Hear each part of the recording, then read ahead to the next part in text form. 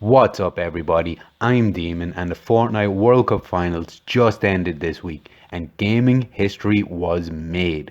100 players that qualified over 10 weeks sat down at the Arthur Ashe Stadium to fight it out for the biggest prize ever awarded at an esports event, with a top prize of $3 million and, of course, the Fortnite World Cup trophy.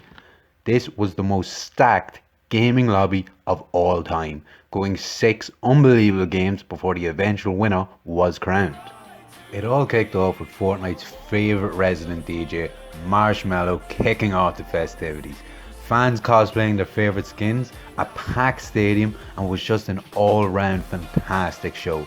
And if you missed it, where the hell were you? But don't worry, because we've got you covered. So sit back, relax, and enjoy the best moments from the Fortnite World Cup solo finals.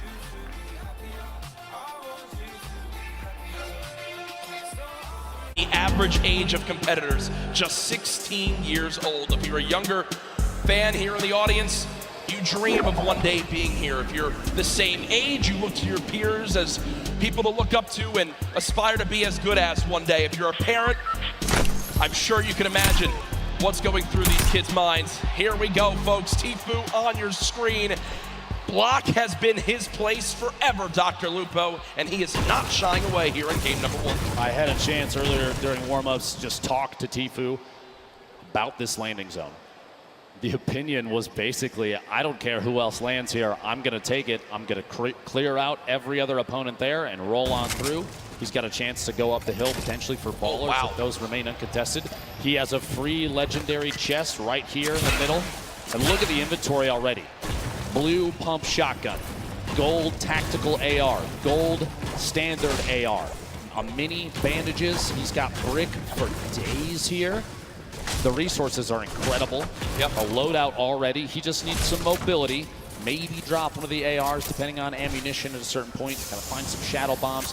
Even the redeploy might be worth it. We'll see if he swaps out. He actually puts down that tac AR and grabs a purple grenade launcher. And the zone right there as well. Oh my god. Only one other player landed here. That's Clipnode. So it's going to be Tfue versus Clipnode for control of the block, unless Clipnode decides to say, rotate away. I've got a lot of respect for that gameplay. He knows block. Not alone down here. A little bit of a build fight back and forth, and they are not inside the zone. 91 players remain right now. Only 9 have gone down. It's early in the game. It's going to stay very, very high in the player count. Crew maybe waiting to see if that edit comes through. Doesn't quite. Storm waiting inside. We see this all the time. Just holding the edit inside the pyramid. He doesn't want to step out, potentially get shot. Rotate back down underneath and maybe check his other sides. Meanwhile, King led Wiki in a 1v1. King on the defensive. At this point, he might have the high ground. Oh my gosh. Sneaks the shotgun shot in right before the ramp can go down. Oh, no. Okay. Oh, okay. No. And you see King, a little bit of a smirk right there yesterday when we had a little bit of a, maybe I guess you could say trash talk in the game. It was Skeptic who winds up going down to Mongrel Mitro. This time I think King will live to see another fight, but ooh, I like some of this little spice on. He wins that fight with a quick wall retake and edit on through. Over to Neo Tilted, Creo, Hornet, and Clicks, currently within a couple buildings of each other, and you see on your screen on the backside, Lecce, Maw, and Mongrel still there as well. Flight noise rotating through, looks like on a ball on the backside. Real quick, we'll put the replay up of exactly how that played out. Storm here, stuck inside that box just moments ago. No. Oh. Full send into the air and does catch the shots there. The burst SMG proving useful even midair. Burst SMG, probably not the exact item that players want, but still making use of it. Uh-oh, it's a corn fight. Dr. Lupo, you're used to this in Nebraska, as right now we've got like Rogue home Shark. for me, Jack. Yeah, this is, I mean, you've got a ton of skill in this one, as we see Rogue Shark currently dropping down the bandage for the moment. Already the ramp goes through, and Rogue Shark just wasn't ready for it, so he didn't catch what happened right there, Dr. Lupo. Quick little breakdown. The campfire was placed, he lost control of his wall, but because he had no pyramid inside his box, the opponent placed a ramp and then edited past the ramp for extra cover. It's one of the fastest but most effective ways to take out an opponent when they're inside their 1x1. Left Eye did just get an elimination, does use that shockwave to get away from Eraus, but Solid start as well, and I believe I did just see a fan favorite in Vivid in the elimination feed picking up his first elim. Storm starting to move. We have 56 seconds. My apologies before the next circle closes, and it is a big crunch to the center of the map. You might not be able to see in the bottom right there, but folks, it is just northeast centered from Neo Tilted. Everyone is going to get pushed together into the city. Let's see here. Dubs. Confident play, trying to push from the outside of Flint, knock from his opponent to rotate away, and Dubs does not want to let them go. 46 back-to-back hits, and he can't find a bead on Evil Mare. Goes down out here at the old Greasy Grove Ice Lake. And you see Evil Mare with still just in total about 80 HP. Got the 50 back for the elimination, so when you calculate it, really only had about 30 health left. So Dubs so close, but not able to connect with that final combat shotgun shot. And Dr. Lupo, look at this inventory for Riverson for Team Liquid. 6 shockwave grenades, 2 minis, 3 chug splashes, a launch pad. Weapons a little bit awkward, if I'm going to be honest, just a scope assault. Here we go, the focus of the current map right now. A lot of players out here on the hill. Northeast side of Neo Tilted, actually a pretty good spot. You have multiple slips nearby. While those are still on, you have to remember those do turn off. Sky taking shots, I believe that's on DRG, just to the south. More pressure applied there. He's trying to sneak any shot he can through. Actually, it's challenged. Surprises me, doesn't go for the build there to protect and get a better spot. Wow, that's solid damage though. Just go for it. Solid damage, and look what's also on the ground right there. The legendary infantry rifle. Still can swap to that when needed. Right now, choosing to go with the spray weapon. This is a player that's close. We have a replay coming on in soon of Mega from FaZe, who played yesterday in the duos competition with Dubs. Dubs already dropped his cable. See how Mega plays this one. Gets to the opponent's box. 2 clean shots. And there it comes through. And near max materials, Slurp Juice as well as Chug Splashes will be sitting pretty with the inventory right there. The next zone did just pop on up, moving to kind of the eastern side of the current zone. And what we're seeing right now from Skite is Skite recognizes he's got extra materials back. So he's going to run back, build out a little bit, grab the excess materials, and continue to tunnel with these mats. He's also juggling items over as well to still have the ability to use these whenever he would like to wish to in these next zones. Here's everyone on the map, a rocket being fired on the far side. Bizzle there, still on your... Irishman qualified for the World Cup here, gonna have to push on through and try and make his way to the next safe zone. Multiple ballers on the outside. He might be able to grab that one in the water right there if he sees it when he pops out. After we can see Vivid on your screen. Evil Mare still there as well. Saw him rotating in, multiple ballers still on the field. Look at that build. Look at the, yeah. Oh this is like a Fortnite World Cup apartment complex. You have countless players stacked in next to each other. Bizzle going for the edit reset, can't quite catch himself just yet. Booga's still making plays happen. A lot of people have him high up on the leaders, and here it is again. Yarkos with the elimination from earlier on, down onto Aqua, who obviously was our Fortnite World Champion yesterday in duos. Rough start in game number 1. Bizzle, one of the most consistent and winningest Fortnite pro players of all time, Dr. Lupo. When you say a veteran in Fortnite competitive, Bizzle is at the top of that list, but here's Yarkos again, now on the high ground after that first elimination down onto Aqua, looking for more right now as he's got ultimate high. This is one of the best spots in the game right now. We'll have to see where the map is going to rotate, the north-northwest, so he's going to have to make a move soon. A very hefty weapon loadout. Not a whole ton of rotation. Does have the 2 launch pads, does have the redeploy, but those are going to leave you exposed up in the air. Little look back, King. Rotation here. The feed starting to light up. 38 players. Oh, yeah. And that count is going to go down, down, down. Zate eliminated by Left Eye. Colorful taking up another one out as well. King, 4 eliminations. You have to remember, placement points don't kick in until top 25, so he only has those 4. But those are 4 very, very big points. Here we go, the Storm starting to pressure players. You're going to see a lot of launch pads and redeploys coming to play, and those community movement mechanics like launch pads placed on the ground would be tough. A player actually just flew right through King's box. That could have been bad, Dr. Lupo. That could have been real bad. Maybe a trap play from either player. We'll have to see here. Benji Fishy in the feed taking another elimination. Top 35 now, Jax. We're coming 30 seconds away from the next circle. And Mr. Savage trying to contest Rux for height as they both continue to build on up. Mr. Savage goes for the shot. Rux gives it up for the moment, so game one right now, the height goes to Mr. Savage, but there's still a ton of time left on the low ground right now. You've got Pika week, Class week, Fledermoy's week, Tuesday week as well. Mr. Savage has shot down Rux for the moment. He still continues to keep height. Yarkos, though, looking to challenge right now. 27 players left. Placement points about to come into play. Yarkos takes the ultimate high in the backside there. Riverside from Team Liquid flying across right to left of your screen. Multiple players. Ultimate low ground warriors down there, both in and out of ballers. Class looks like he might be looking for a campfire in the middle of it. Mr. Savage. King at 7 limbs, and it's made it into placements. King absolutely the #1 performance so far in game one. 120 in total HP. Can he find us a limb? No! As the crowd erupts. Top 20 now, though, but King got the job done. There was 27 players left, Dr. Lupo. King eliminates the last 2 to make it a top 25 for the placement points. Huge plays there. Waylon Kurtz going down to the feed. What a shot and a quick edit swap there. Bugha showing why he's one of the most active Top 15. Players. Top 15. Meg with an elim. Your feed in the top left. One of the most important things to watch if you're looking for players' names. Here he's gonna have to wait and bait players out. Movement now. Here it is, the Shadow Bomb for rotation. He's still got 2 more in his inventory, which this late in the game is huge. He does have the 3 shockwave grenades as well, in case height needs to be taken, or even a long-range rotation. 8 players remaining, Jack Yarkos. 4 eliminations, everyone in here getting those placement points. Beam from above and goes down. No builds, gonna be tough there. Saw him picking up that elim. Bugha though, 5.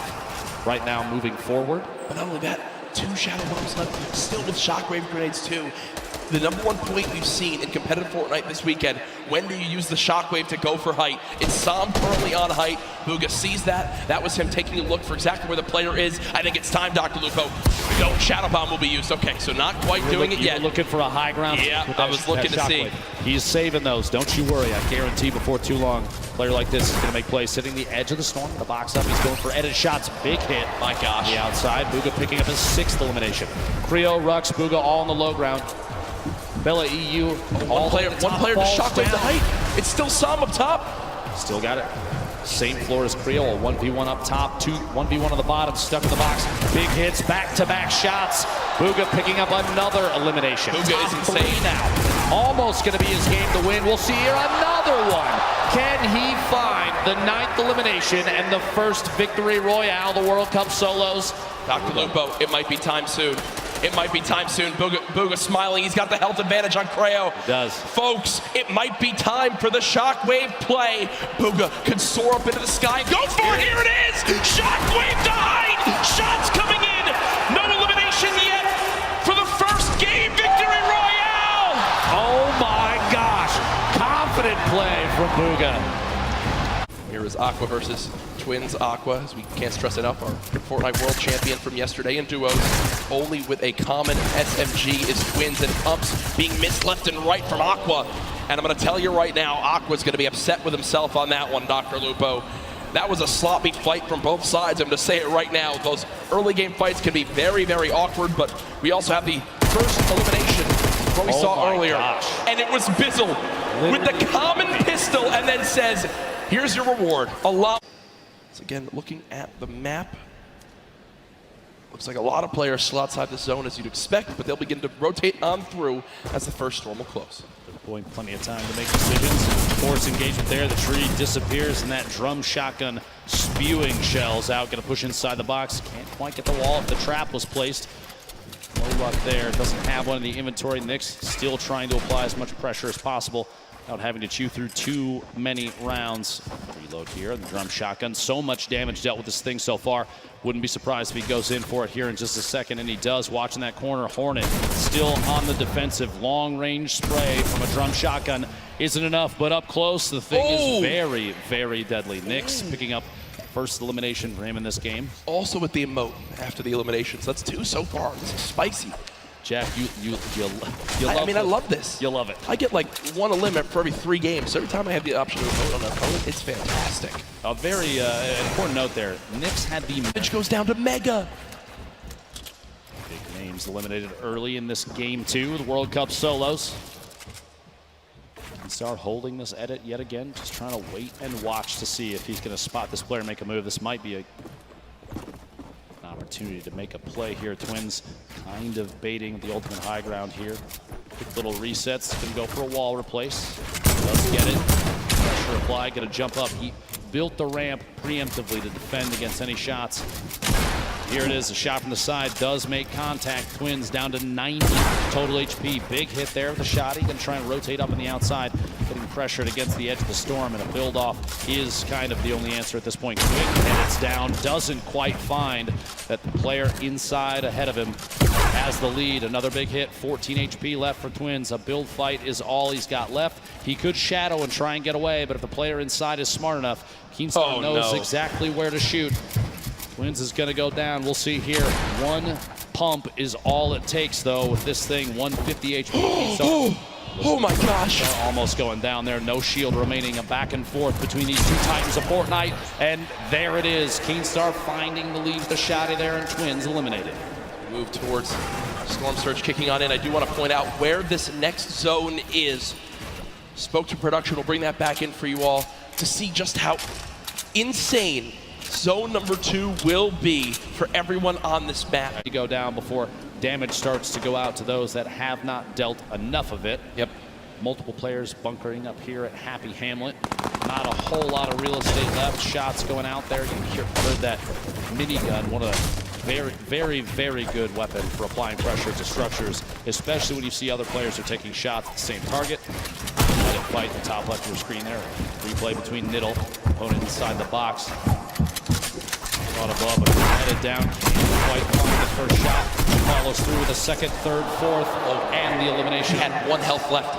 If you looked, after the 50 health was earned, he was stuck at 50, meaning he was under 1 HP. He had effectively 0.9% health and goes down right there. His opponent can't win the fight as he's rewarded.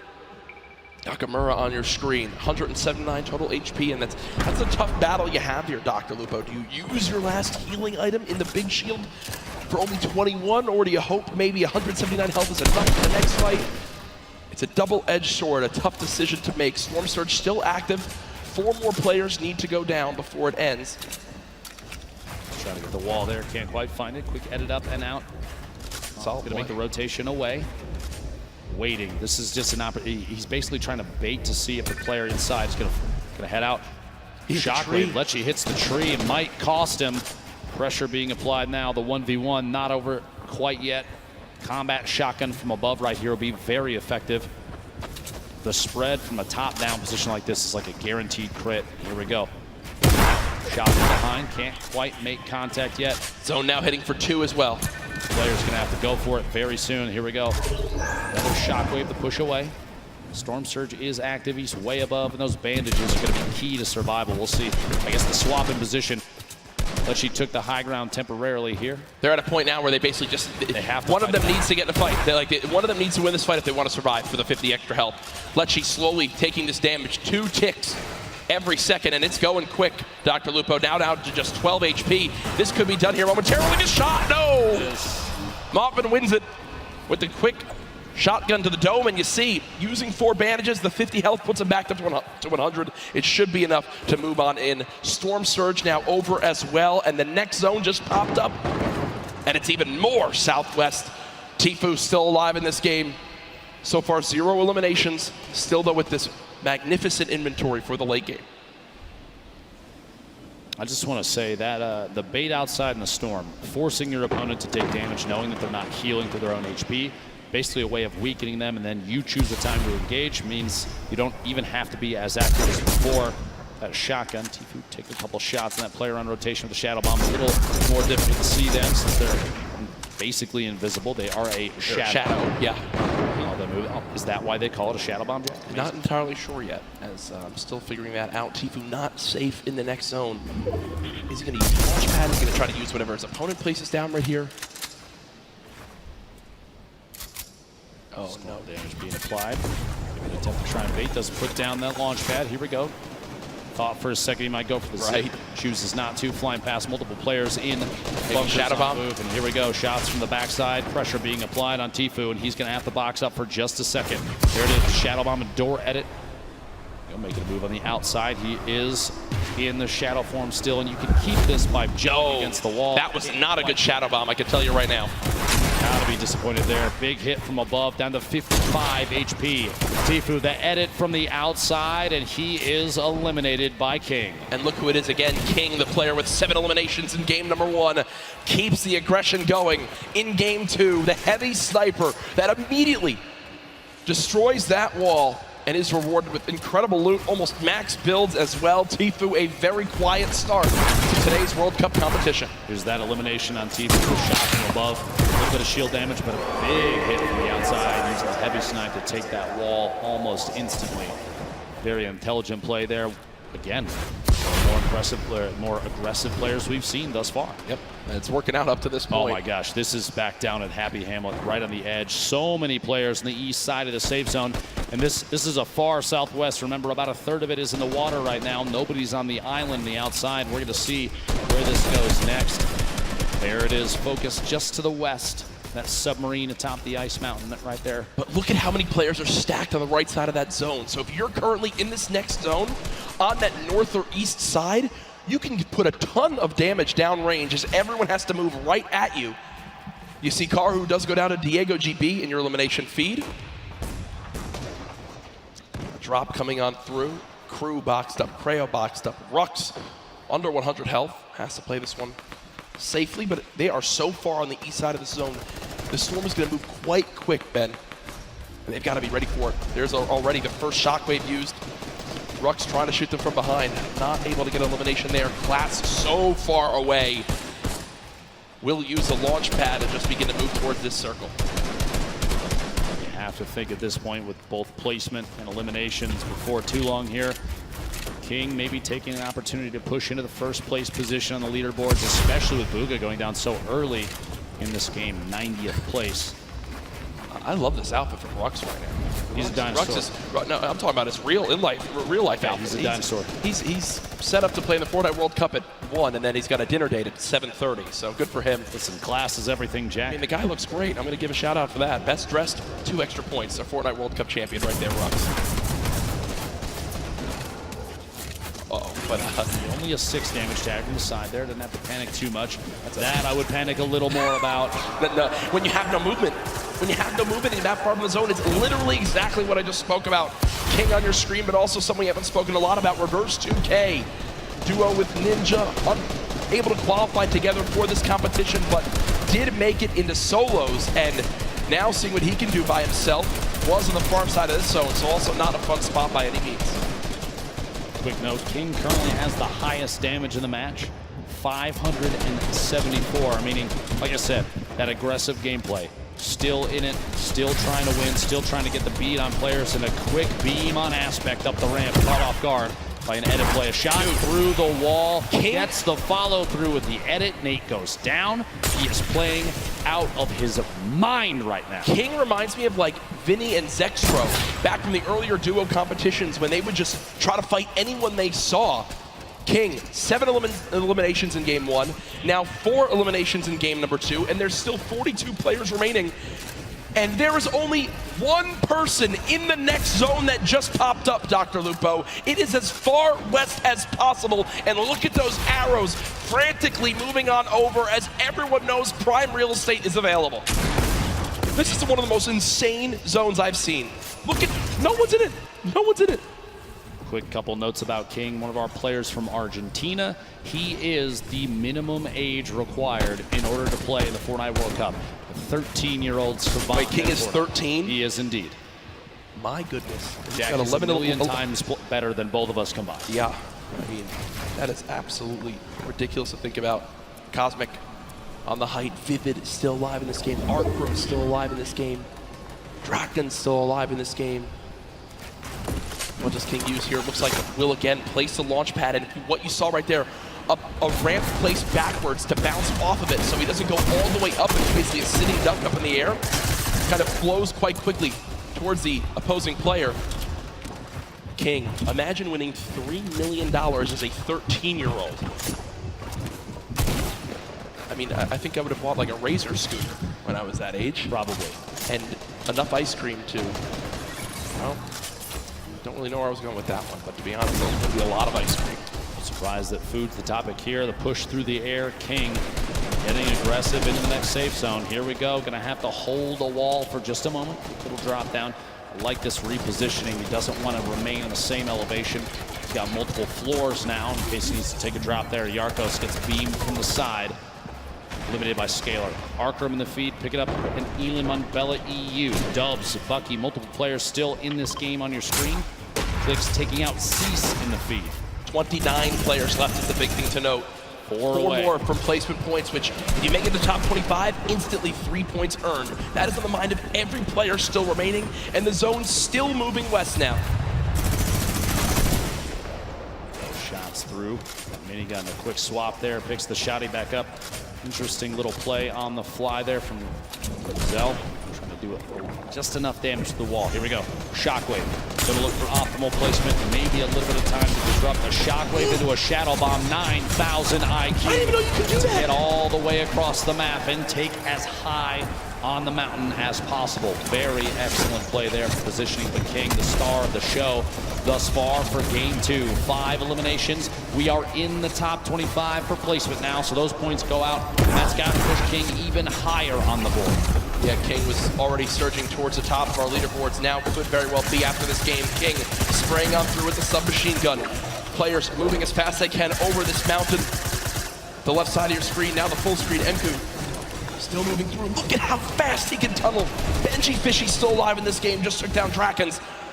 Down the hill we go. Road Shark on height right now, but we'll need to waterfall down for a moment. Vivid still followed on up. King down to just 40, 30, 20, 15 HP. Under 10, no, still 17 HP. Will only be at 42 effective health.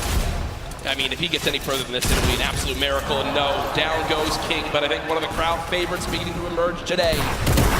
Fantastic performance at this point. Benji Fishy goes down as well.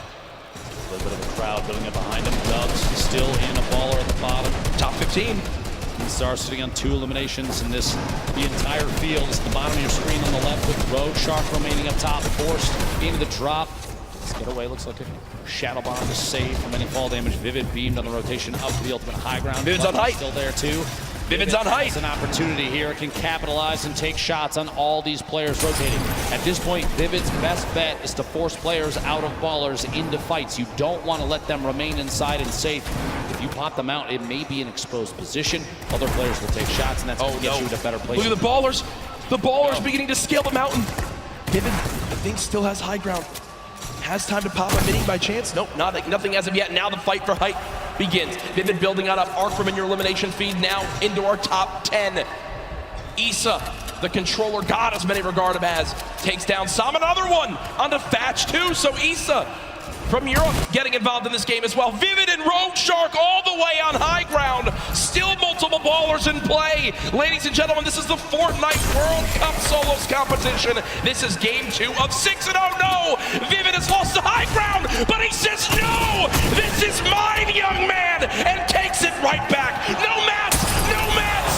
No life! Vivid is out of this game. But he got the elim. He got the elim on the Road Shark.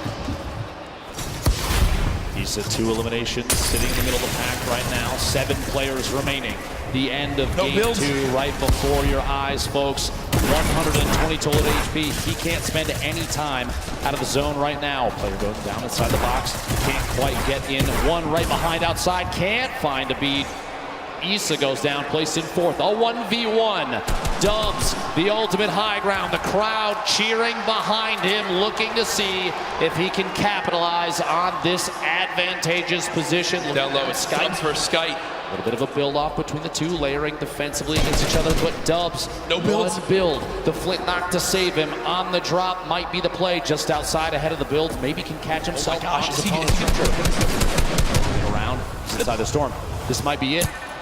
Shockwave into the flint knock, into the safe zone, doubling back, another one, a valiant effort. He's got to find a bead, but he won't be able to do it. Ladies and gentlemen, game 2 goes to Skite. Skite had 27 health left, 8 HP. If he took one hit from the storm, he was dead, but he clutches on up. We heard in the interview earlier, he said, I'm gonna play my game, win, do what I do best, and Skite does it there. Dubs, what a valiant effort. Look at that. Look at it, Skite's HP. Literally one storm tick would have been enough, but Dubs had no mats left and unfortunately didn't wind up making it up that mountain. Skite just wins, and there you see the celebration. Game 2 goes to EU as Skite comes out on top. Single elimination, 11 points for Skite. Gonna be great for the leaderboard. We'll have to see exactly where they end up. But a big, just honestly, a maximum effort from Dubs was insane to try and stay inside. Absolutely incredible. Here's your leaderboard as it stands right now. First place being held by Booga. 9 elims, 19 points from that first game.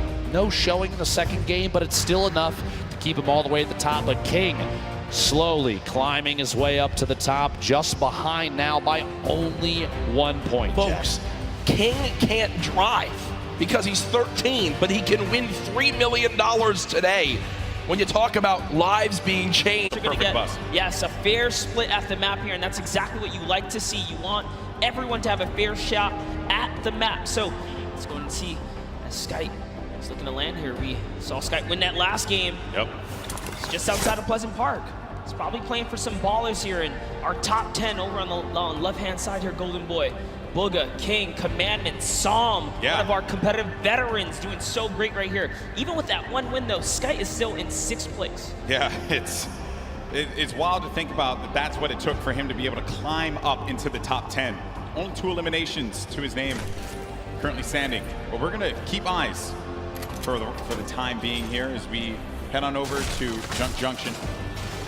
There's a hot spot there as well. We have talked to some players about landing for hotspots.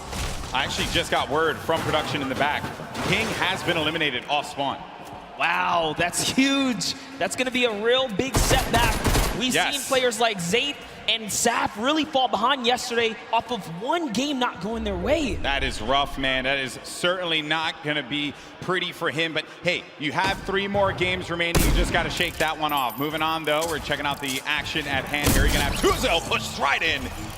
He's gonna make him pay. That's gonna be an elimination on to Fledermoys. Well done, number 1 on the board. I'll be honest, I wouldn't trust myself with that Magnum, but he gets right up on him and hits him in the chest. Here now with Crew. That was the shot. Oh, Crew, no chill. Right on the sky platform too. That was how King was taken out. Couldn't even land safely. Got pinched right out the sky. That's rough. Because there's nothing you can do. You're in a glider state. You're just floating down. You're hoping that no one's looking right at you. The players at this point, they're going to go for those shots, those open opportunities. Then you got Tuzi, who had just picked up an elimination earlier on. The circle is going to be over in the ice biome, so by the Polar Peak, Frosty Flights area, and it's also going to be within Pleasant Park as well. So the eastern part of the map, they're going to have to worry about moving on over to the safe zone. Now we're going to be looking at a crowd favorite here. We got Tfue. Yeah, Tfue had the best run so far. He's been playing the blocks. He's been getting out of the block successfully. It's actually Clipnode who's been landing here from the Brazilian region. Again, known for landing on a weapon and pushing straight into whoever's at the block. But Tfue has successfully defended himself. Even in the warm-up games, T was winning all of the early game engagements. And, you know, shout out to Clip. He actually changed his strategy. Clip went for a shot there. Yeah, but Clipnode stopped pushing, though. He's not using the same strategy. He's actually adopted so far. But let's see what Tfue can do in these moments. He's chucking some perfect grenades across. Yeah, in game 1, Clipnode ended up getting everything that he needed and then disengaged out of the block, whereas Tfue took a little bit more time to loot up, get as much as he possibly can. Clipnode from the Brazilian region here, who it's a possibility that he can take him out, but it's going to be very challenging. Maybe it was just the difference in loadout. Maybe before he didn't have exactly what he needed. Now we can kind of peek into his loadout here. This is a very strong loadout. He's got everything he needs to stick around and take this battle. And that's why you see him playing with such confidence now. And this could just be his game. And it was also admirable of him as well. You know, qualified week 9, last chance to do so. Argentinian player as well. Then you got Takamura now. Sees a player right in front of him. Happy Hamlet is where this fight's going to be taking place. As Clarity G really made it to the end game in game 2. Had high ground there for a moment. Thought he could have pulled that one off. Mr. Savage has eyes on Clarity G. Does put the pressure on him. Now Clarity's going to have to deal with a player that's behind and in front of him. So just shadow bombs on out of there. He's going to have another one to use as well in case he needs to pop it, but it doesn't seem like anyone's going to be paying any attention to him for right now. There's over 6 players landing at Happy Hamlet, but we're jumping right into this battle right here. Unknown Army, who has had the time to prove to the world that he is here to bring the heat. Early on in our competitive days, Unknown Army was known. Take over, Golden. This is it, man. Unknown Army, one of our first controller players. Actually, he was our first controller player to qualify for the Fortnite World Cup. Perhaps this is going to be the opportunity that he was looking for, Monster. Put himself on this stage, get a big opportunity. Things have slowed down here for a moment. He's looking to overtake that roof. If he can get possession of that, head it on out. And that's Commandment. Commandment's going to be sitting at the top 5, if I'm correct currently. A good fight here between 2 quality players. It's not a battle he wants to lose. There's lots to prove here. Unknown Army, one of the few controller players in it. We saw Wolfies have a big day yesterday.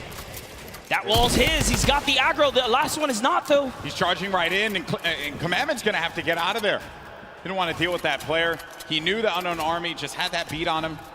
Wisely enough, and look at the health there. That's why Commandment does not want to go for that fight. He's going to be in dire straits right now, as Unknown Army does have the life lead.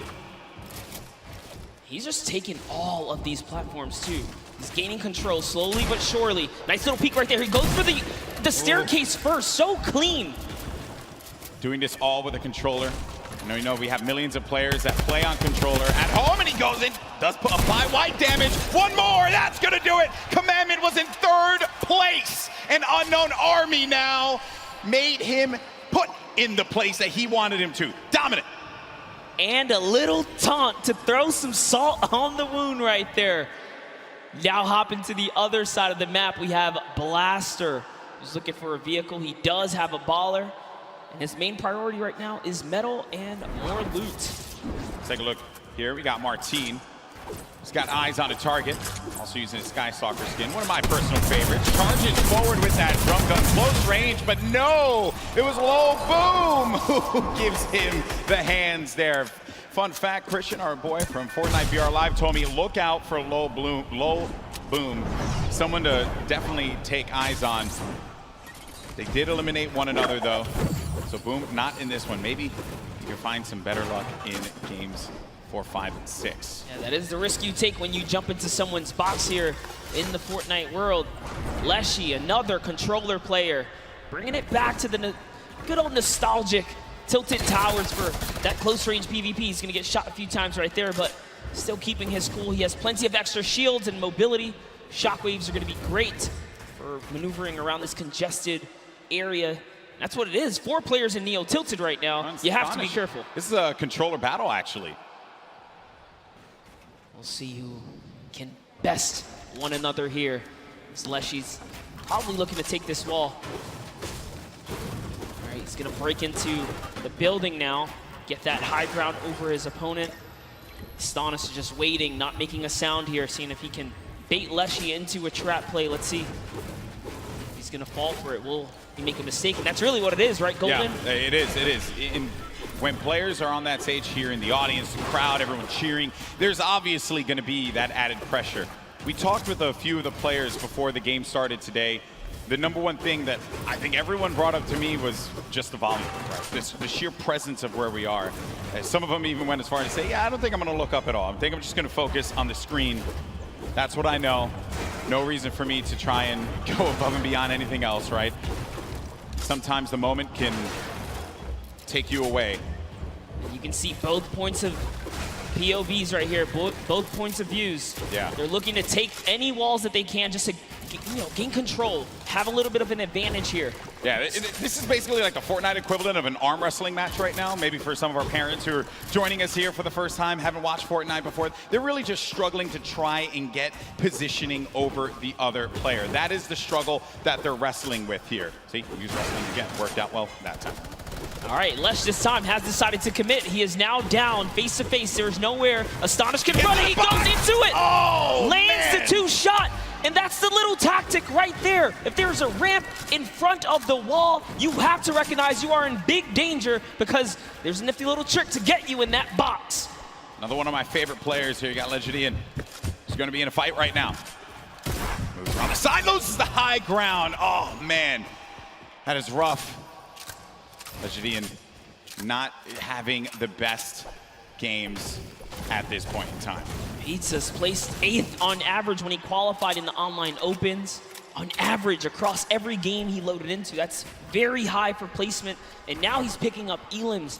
Unfortunately, like we said here, Legidian just not really connecting the dots today, but it's not over yet. We're only halfway through this competition here. There's Lechi who has to get out of there. Whew, that could have been very dangerous, but gets an elimination on Kinstar. A massive elim here for Lechi, who's sitting right now at 2 elims currently in this battle at Neo Tilted. Representing for all the controller players across the world, Lechi, very dangerous.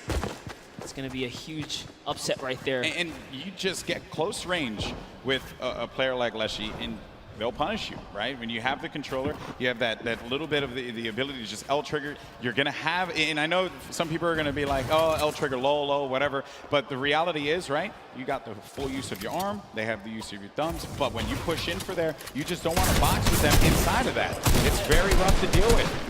Maybe Ruck said it best, you know, just the age difference. Lechi's 15, you know, could just be a little faster than Kinstar here. Yeah, I know. When I was 15, I was nowhere near as good as he was with a controller. So, and I competed for a very long time. Got through. Was just in this fight here for the moment. Does get ownership of the wall because that player does disengage above him, and he hears that movement all around. You also get an eye on the bottom right of your screen. You can see the mini map where players are going to be located. The player we're typically on is going to be that white triangle, but that blue triangle, that other player goes right in for the fight, is going to knock down the shield just a little bit there. He's going to have minis to be able to top himself back up. This is very intense here going. Yeah. Yep. Shockwave. Yeah, you don't want to go for that fight. Shockwaves are so important. Players saving them for that late game.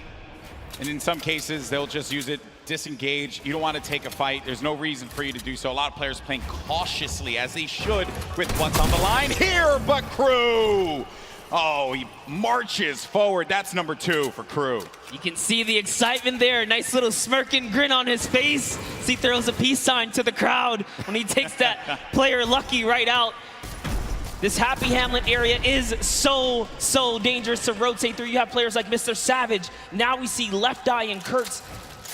Left Eye was responsible, again, for a big upset in the last game, taking out the likes of some huge names towards the end game. But Kurtz here with a heavy sniper. Can he open up a base here and follow up with that infantry rifle? So he's coming up, he's getting his little peek on right here. Yeah, I think Ninja yesterday had talked about the infantry rifle, how good that weapon is, and it truly, I mean, the accuracy that you get out of it is absurd. It's something that if you pick it up and you know how to use it, you'll be deadly out there in the field, which he has done a lot of times, Ninja, which is why he likes that weapon so much, and I would understand why a lot of our players will go for that as well. When you have the option to, why not? If you got that comfortability with it. Then you got Left Eye. 2 eliminations currently. Has 2 shockwave nades. And you know, you got to give some respect to Left Eye, who completely left his previous job 6 months ago to fully focus in on competitive Fortnite. And he found himself at the Fortnite World Cup stage. I don't think it gets any better than that. That is a dream story here. Yeah, in competitive gaming, you take those risks if you want it so badly. If you want it more than you have to breathe, you just go for that moment. You never know what's going to happen. This could very well be a lot of the people in this arena next year playing on that stage. Courage did say that they had the budget, so I'm just going along with what he said. You know? All right, but here we have Tfue. Tfue playing his classic high ground center map, more or less. He does have a lead for the next zone. Yep, movement options for him, which in the last game he had the shadow bombs. Didn't really pan out for him because King, very thirsty, went for just all the water he could possibly get out of that one. And I say he certainly was quench in his thirst. But then Tfue now, this is, sometimes you're flying and then you just become a magnet, and that is unfortunate. It's Clarity G who picks up Tfue. Unfortunately, right there with one wall open from behind him. That's Not so placed difficult. down, unfortunately. That's so difficult. There are times you fly into the sky and then the entire server just looks right at you.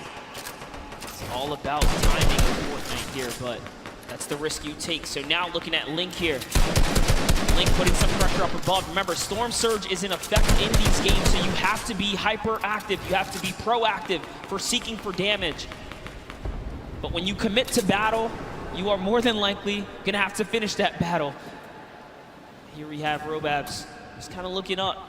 He's holding that edit though. He is ready to open it up. I think he's gonna trade fire as soon as Link goes for the shot. He's Now waiting they're for both, yeah, they're both playing that little mind game right here. Who's gonna go first now? New circle, now active. This is what we like to call a shambles loadout, as Link doesn't have much loot. No, doesn't have much loot, doesn't have much HP either. He's gonna have to try again in the next game. It's Robabs, does manage to get the better. Oh man, this is intense. Now we're at 62 players remaining. Some players taking fights, others really just focusing on staying alive, staying in this one to the placement points. That's right, and now we have Leshy back with Leshy. We saw him in Neo Tilted, taking out the likes of Keemstar, Astonish in these 1v1 battles. Clearly not afraid to jump in your box. And oh man, with a loadout like this, 6 shockwaves, 3 launch pads, all the ammunition in the world, and zone favor right now. He is looking very good in game 3 right now. Yeah, he's got a lot of builds. He's got tons of stuff to work with. No reason why Leshy can't make it to that end game. This is going to be interesting. Controller player. Let's not forget yesterday, Wolfie's controller player getting 2nd place here in the Fortnite World Cup duos competition, along with his teammate Rojo. There's Leshy though, applying the pressure. With that shockwave nade, he gets right on top of a nice spot, nice position, kind of planning himself, understanding a player's going to be around there, but now all these players looking right at him as he just has to play defense. No choice. Gets tagged up a little bit, loses some of his shields, but he'll be okay for the time being. The amount of players you see on the stadium side that once he's shown his self to that angle right there, and everyone just collapsed on him. That is so scary. And it's still coming in, but he's fending himself off, punishing another player off to the east side right there. Here's Leshy. If he can figure out that that player is the same one that just tried to make a move on him, could spell disaster for Evil Mare. Evil Mare doesn't have much to work with regarding health, right? He's sitting at just above half HP. Right above him is going to be Clash. Got Peasus as well. Down low on the flooring. There's Clash. Good loadout as far as weaponry is concerned. Also has that glider with the HP that he has currently. Ugh. Might want to take advantage of Shadow Bomb or something like that rather than exposing yourself to the sky. But this is another play from earlier on, I believe. Or actually, no, Storm Surge active currently, and we are in live. Apologies there. So he's sitting on 2 ballers here. You see one here. He knows his opponent's gonna have to go for one, but I guess a little bit of scouting here is gonna realize someone's waiting, baiting all of the loot as well. Also off screen, Leshy did take out Evil Mare. You mentioned that before, Monster. Ended up happening. And then Storm now, 65 HP. Where is this player that went in for the fight? It's Wakey. Wakey's right nearby. Storm and Wakey are sitting now in the zone here. Biding time here. Wakey, 3 eliminations, tied up for the most elims in the game so far. You have Wakey, Leshy, and Aspect, all at 3 eliminations so far. Just under 50 players remaining in game number 3. Players have boxed up. They want to play this slow game. Wait for anyone to make a mistake. It's going to be hard, but for some players like Dubs, they're going to need it. Because thus far, it has not gone well for, I would say, one of the favorites here. Dubs did go for the shot, unfortunately could not connect. It looks like Clarity's gonna pick up Core Gaming there instead. Dubs, we saw in the previous game, do that baller all the way to the end game. Yep. Really playing slow and methodical here. You can't stand still. Dubs has definitely found himself a target nearby. You see some, I think they're just looking at each other. They know exactly what's going on. Circle's going to be closing down now. We're going to find out where the next one is. And that's when players start to prioritize these rotations, the movement. Dubs does have a baller, which has been his strategy. He did it in game 2. He had the ball pretty much all the way until the end there. Got shot out of it, but it did bring him to a second place finish. Another top 3 finish for him, top 5, top 3, maybe even a victory royale, right? But ideally that, You tried to catch him right there. You saw that? Wild. You wanted to put him in the box for a second there and take it. Trapped him right there. Player will have no idea what to do at that moment. That's actually pretty interesting as well, because Class is desperate right now for an Elam. He has to really feed off of a Siphon. He doesn't have any other way to heal. Even taking the safety edits, making doorways so that he doesn't expose himself even for the slightest bit. 84 builds left for Class. Tons of builds here. And then the Storm. Now the Storm's starting to push. Look at Lecce still going for shots as players are moving about. I think I saw a player get right in his face. He did pop that shadow bomb. Now we're going to the game 1 winner, Bugha. He's dealt 420 damage in this match. Hasn't taken a single shot. 1 elimination for him right now. As now the action feed begins to fall. You see so many names getting eliminated one by one. Bizzle out of this one. That was from Lecce, who's having one heck of a game, taking out some big names. And it is really going down right here. You can just kind of breathe in this overhead view right here. Man. Bella EU doesn't even realize he has the high ground right now. Clarity G just nearby as well. Bugha at the upper layers in this end game, just trying to avoid that lower ground congestion. Yeah. All these players are just slammed in the middle right here. As Andretta gets the high ground. We haven't seen much of Andretta so far. But you gotta be careful. Those shockwaves will really sting and take that placement from you. Yeah, he has been laying low so far, but does manage to maintain the high ground. Lost it for a brief moment, but wisely enough went outside of the Storm to regain some of those builds. On the right side of your screen, you got Bugha and Lecce. Lecce, a great game that he's managed to put together with 5 eliminations. Bugha, your game 1 winner, maybe looking to get a second win on the board. How massive will that be for your current first place player? Lecce just picked up his 6th elimination now. He is really popping off right here. That was on Hoodjay too, a big player there, and a big connection for him. Lots of builds to work with. Bugha does get another one. That's Kinzel. Right through the trap he goes. Bugha, one of the superior box fighters in the Fortnite competitive scene right now. Lecce went up for the high ground. If you see it on the left side, he went high ground. He does get possession of it, but ends up getting hit there by Andretta and finally eliminated. But what a run Lecce had in this game. Finally comes to a conclusion when he went for high ground. Now it's Bugha. Again, with 11 players remaining, we're about to get into the top 10 here, Monster. Bugha, last we saw, he does get taken out right there. Unfortunately, it's Peter Pan who takes him out with 6 eliminations. Peter Pan, the dark horse right now. He's gonna get wiped out here too, but it's still a great game.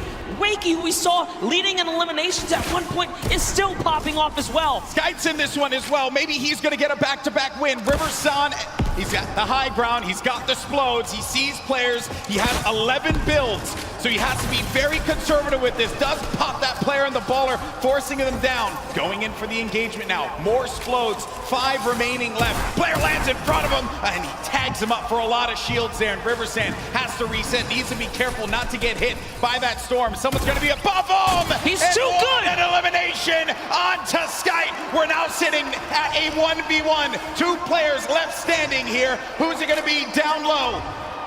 It's Dubs! It's Dubs down low! And Riversand has Dubs on his site! Who's gonna get the win here? Riversand navigating, tarping. He has 7 builds remaining. Dubs trying to play defense, giving himself any kind of cover that he can possibly maintain. But Riversand, a few more explodes remaining. That could punish Dubs. He's really trying to keep him down to the zone here, Golden Boy. Oh man, this is it. He sends another one out, and they're just telling him, you gotta run. He goes into it. He's still holding position. Dubs has the high ground, but he gets in front of him, and Dubs gets a victory royale on the world stage. Smiths. That's right. That's right. King is going to be someone we have to keep a keen eye on, not a king eye, a keen eye on. Keep a king eye on him too, because Sure, why not? You a can do king that. out there. He really is, man. I think someone on the Fortnite competitive Reddit said, if you have that name and you take out a player like Tfue, you got to live up to it. That's you right. got to live up to it. But there's the standings once again to get you all up to speed. Booga still holding on to his first place position. Skype and Dubs right behind him. Dubs behind Skype by 1 point only, and this is the spread of the island thus far. Paradise Palms, some players are going to start to land over there in just a little bit. Dude, Frosty Flights, what is going on there? I see 7 arrows or so just outside of where Dubs is currently positioned. Dubs, our last match winner, in great fashion. You can see he's playing the crack shot house here, where tons of chests spawn. I'm also noticing over at the block, I saw another player there. I did not expect that, another body by the block, but he ended up disengaging out of there. And Clarity G off screen, Legend Dian as well. They're going to be some of the first to fall in game 4. Here's a nice little fun fact. 46 of 68 points were scored in the online opens through Dubs' placement strictly. So he definitely knows how to get to endgame. We already know him as one of the most mechanically gifted players, especially with his duo partner Mega, who, by the way, they're both qualifying. One of the only teams that are full qualified. And sitting right next to one another as well, as you saw when Dubs picked up the win. His first person to congratulate him, his teammate Mega. Now, Rux. There you go. That's what I want out of Rux. At the start, Arkram. That is a big elimination. Shaking the head, shaking the head. Feels bad, man. Oh, and when then, friends collide, ouch. Yeah, that is a rough one. Then you got Nix and Niddle. Nix, a Brazilian player. He was clinical during the qualifiers. Always seeing him in the top 10. Each and every week that he played, everyone in the region, everyone in the Brazil region knows how good Nix is. There's one player right below him, and maybe Niddle is going to experience that for himself. Nix does have that life lead here. We'll have that shield advantage. Niddle a little weak on the HP side as well. Listen, Nix is here to show why he's the first qualified solo and duo player from the Brazilian region. There's only a few players who have the title of being fully qualified or double qualified for the competition here. Nix is one of them. He's hearing all that movement up above him. Niddle does have the high ground for the time being. He goes in for the challenge, and that's Nix doing it for the region, doing it for Brazil. More cowbell, please. Nix versus Niddle. Nix comes out on top. He wiggles his finger at the camera and says, no, no, not today. Snobby Shores is his home here. And the good news is he won't get eliminated right away after he does a little motion to the camera. Yeah, I think I love you, buddy. You know, no instant karma for him. No instant karma for him. Taking a look at Moffin. One of our few players representing for the Asian region here. Japan as well, 15 years of age. Got a lot of great players from Japan that have joined us in New York City this weekend. Tons of young competitors. We saw a great performance from Sinnoh and O-King yesterday, but Letwike and Twins, they've really been going at it here and in Paradise Palms. The only players here, so the winner of this one's going to take it all. 7 builds for Letwike currently. HP, Little Dire. Twins also going to be in a rough spot too, and then won't get an opportunity to be able to pop that big potion there unless he goes for it. Okay, he's making it happen. He's going for the big potion pop, and he does get it. That's going to give him a slight advantage in this fight. The difference was no hesitation here as Letwike is going back in it, even with the health disadvantage here. Oh, that shield's going to be gone out of that one monster. Let does go up above him, and no! Twins got caught looking, and that's Let, who will benefit with that Chug Jug. I'll tell you this, so much confidence. Confidence is key when it comes down to these PvP battles. He just went all the way. He was committed, and he was, you know, hell-bent on getting the win there. But Ghost Issa, we haven't seen any Shifty Shafts action all weekend long. Good to see Ghost Issa here on the main stage, as he deserves as much love as anyone else. What's he gonna do? How's he gonna represent for himself and his fans? It's a battle, cross-regional battle here between Moffin and Issa. Moffin from Japan, putting this region on the map perhaps. Issa, well-known player, in the space. He's been at this for quite a while. Off screen, you just saw King's name in the action feed against Teak. Another shot, actually. Issa getting third party. And sometimes when you're in these fights, you just don't expect when another player, they're gonna hear the gunfire. So they're gonna try and push the fight, maybe get an advantage out of it. And it's Mega! Mega marches on in and gets the better of Issa. Now it's gonna have to deal with Moffin. Does not have that floor quite yet. Moffin's holding it down. Does he get the hack through? Moffin goes in for the fight, but that's gonna be another one. Number 2 for the Mega Man. We wanted some Shifty Shafts action, and we got it right there.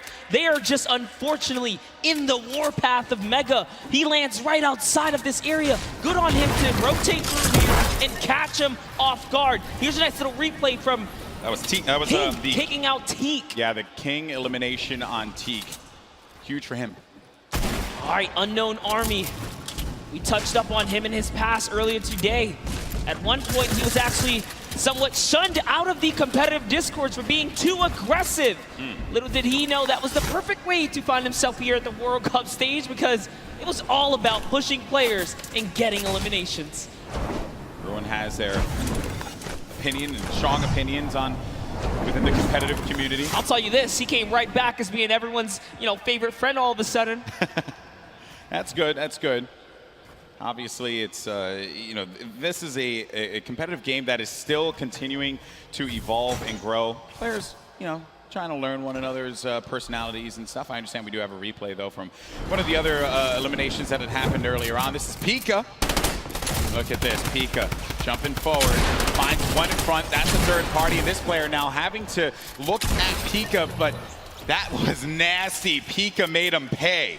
Pika ordered a quick 2-piece chicken nugget, and Aqua was a part of it. That's so Deep fried him. unfortunate. Aqua's really been struggling so far in the solo competition, but I'm sure it's a breeze for him now, being that he had such a huge day yesterday. But jumping in with Zayt here. Right now, Aqua's playing with house money. That's what we like to say. Huge performance from Zayt yesterday, but unfortunately for him, not going to be the case in Game 4. Hood J, his first elimination is on to one of Fortnite's greats, Zayt. But the fight continues against Dracons. It's an artillery strike right here, and Dracons is going to have to back up here. As Hood J is going to get a moment of peace because he's in the lowest level. He doesn't have to worry too much.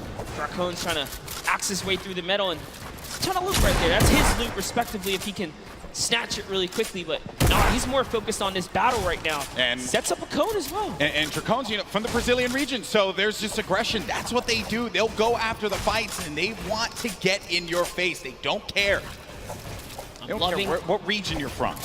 Absolutely loving the rhythm right now. He's really messing with the cadence of his axes, but he's going to get punished. And now he's the one who's on the defense right here as he backs up and takes a defensive stance to go ahead and heal. Doesn't have any shields, no minis, unlike Hood J, who has 2 more remaining. As well as some bandages. Allow him to bounce back. He's got all the mats now, Golden Boy. Yeah, he's got everything to work with. Sometimes you gotta go and just farm up, pick up as much as you can, or maybe even disengage from a fight. It may not be worth it. It's okay to disengage. Play the safe game. There's no reason that you gotta get aggressive, get in their face. We understand that is what the region likes to do, but in this instance, hey, you're playing for the long game. Yeah, and I talked with Macwood and Calculator in the Players Lounge for a while, and I asked him, what do you do if someone disengages? Do you respect a good disengaging? He says, depends, If both of you guys are in a weird situation, they'll give it up. There's no reason for you to go for a fight that you're just not comfortable with. Crew, though, he's looking for a fight right now. Has his player playing a little defense, but he ends up getting tagged, and now it's going to be him on the back foot. Has to take a moment. Pop a mini. That was a best case scenario for him because he still has a full whites here. He did not lose normal health points. It was just his shield that was ripped off there. 2 quality players right now scrambling against one another. Pika. Get rid of the trees so that you can get above. You also get a little bit more resources out of this. Perhaps. And it's right in front. Oh, man. Played around the corner there. And then Pika. He just had that brief moment to move away. Saw him move ever so slightly down low. Just saw the tip of his head. This is an intense battle. Pika versus Crew. Crew, a double qualified competitor here. Didn't play in the duos competition yesterday.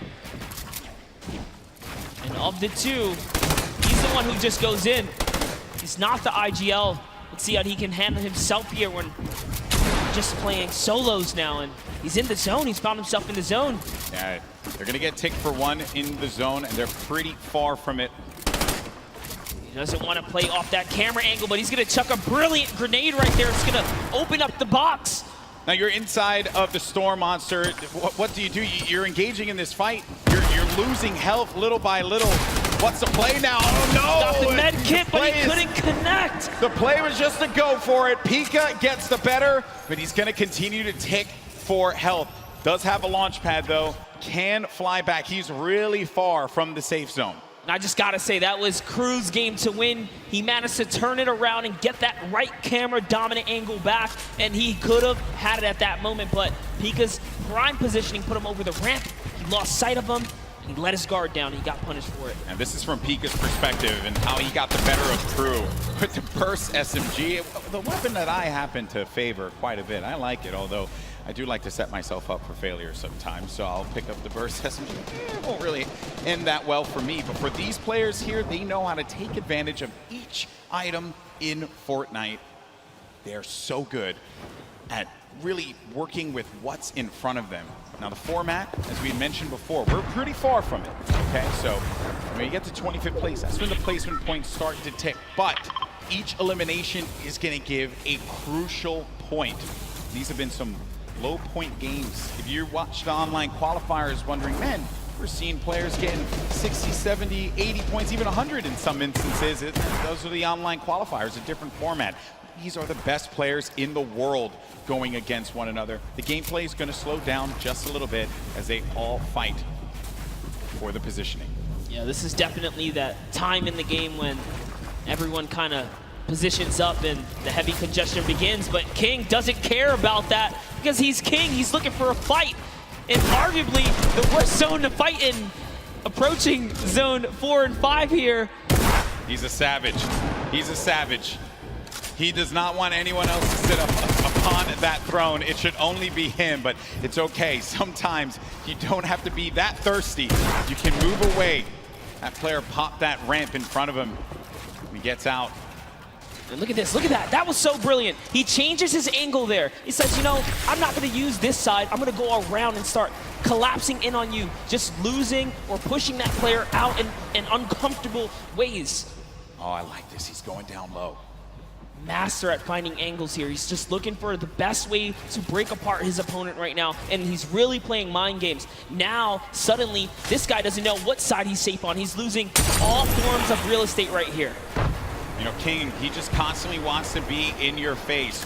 He's done it in each game that has happened, and he always seems to just know where everyone is. Like that is a trait that you know, a lot of the players that are up here, they do have it, but in this South American region like this, where there have been obviously not a lot of players coming out of this for this particular tournament, I think King has put this region on the map without a doubt.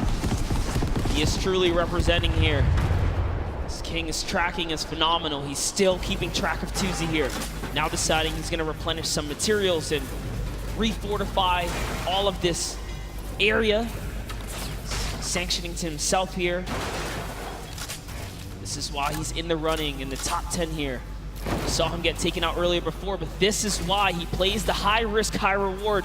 And if I'm being honest, that's how you take first place. You put it all out there and go big or go home. Everything goes in your favor, honestly. Go big or go home. King of light over on the mountain there. Tuzi's next to him, as well as Keenstar. And King, he's gone. He's flying over to the next target here. He just doesn't stop. Into another box fight he goes. And now he's going to reposition here and set up for the prime push. This is ridiculous. Look, he's still going. He does not care, people. King wants to jump into your box. It's his box now! Oh, what a beast! What a beast! He's not here to play. Laser's going to go down. King. Bow down. We thought Booga was one of the best box fighters. Hold up, it's time to do some reviews here because King is putting himself on the map here. All I want, Bala, if you're listening, I just want you to do a VOD review of King, okay? Get us a VOD review, please. Hopefully we can just agree on that. Wild stuff, man. Gets the window, boom, right to the face, right to the kisser. He's already looking. What's wild about that fight, too, is a lot of players would have just stayed stationary in that position. Storm was coming in. They would have been content with being somewhere safe in the He had a next target, zone. and he just went right for it. Incredible. Here we have Dubs now. Center zone. Still has a baller. Bucky still in the running here. Leshy also getting right next to Dubs. Also has a baller, so they're probably not going to get into too much of a battle, but who knows? Maybe they'll be Storm baller Surge buddies. is still a thing. Maybe they'll be baller buddies. Maybe. But you're right, though, about the Storm Surge. You really are, because if you're not putting in damage, 0 eliminations for Leshy right now. How many fights has he actually gotten into? Someone's going to be above. There's Dubs. Minigun. That minigun goes right through your builds. Very powerful against structures. Dubs, only with 2 eliminations, is actually the match leader, and that's because he's just pinging other players. Yes, just damage leader. And we just talked about Storm Surge. That's why you want to be proactive. You want to shoot at anything that moves. Because realistically, you don't know when you're going to find yourself in that precarious situation where you have to push someone like pretty much with, without wanting to. And we were talking about this before we jumped on the cast. I think it was Zayt we were discussing. He's really good at not putting himself in a position, but still to get hurt, but still take shots. And Benji fishy against Storm. First elim for him there. Saw that. He put the trap above his head through the window edit, opens it up and hits him with the pump. And now we're on his perspective. But as we were mentioning before, sometimes from a safe position, go for the shots. Go for the shots. Maybe you get a few ticks. Damage perhaps. And King, he's taking fights outside as well. King is still here to play Golden. 2 eliminations. 53 builds for him. Running with that blue combat shotgun. Great range on that item. It's far away, though, from where the half-in, half-out circle is going to be. We're at Zone 5. This is when things start to get a little crazy.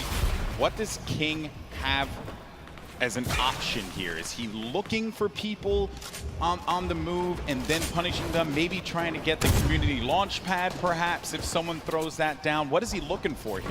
It really wouldn't even surprise me if he's just looking for elimination to recap on materials right now, because he doesn't have enough to full tunnel across here. Knowing his playstyle, he's probably gonna want to push here. And there it is. He actually found a launch pad, so his game awareness was at an all-time high here. And take a look here. Tfue, nice little replay right there. One of his first elims. First point, as a matter of fact, against Kurtz. Tfue on the board. The King. What are the chances of that one? Yeah, the good old community launch pad right there. Great neighbors.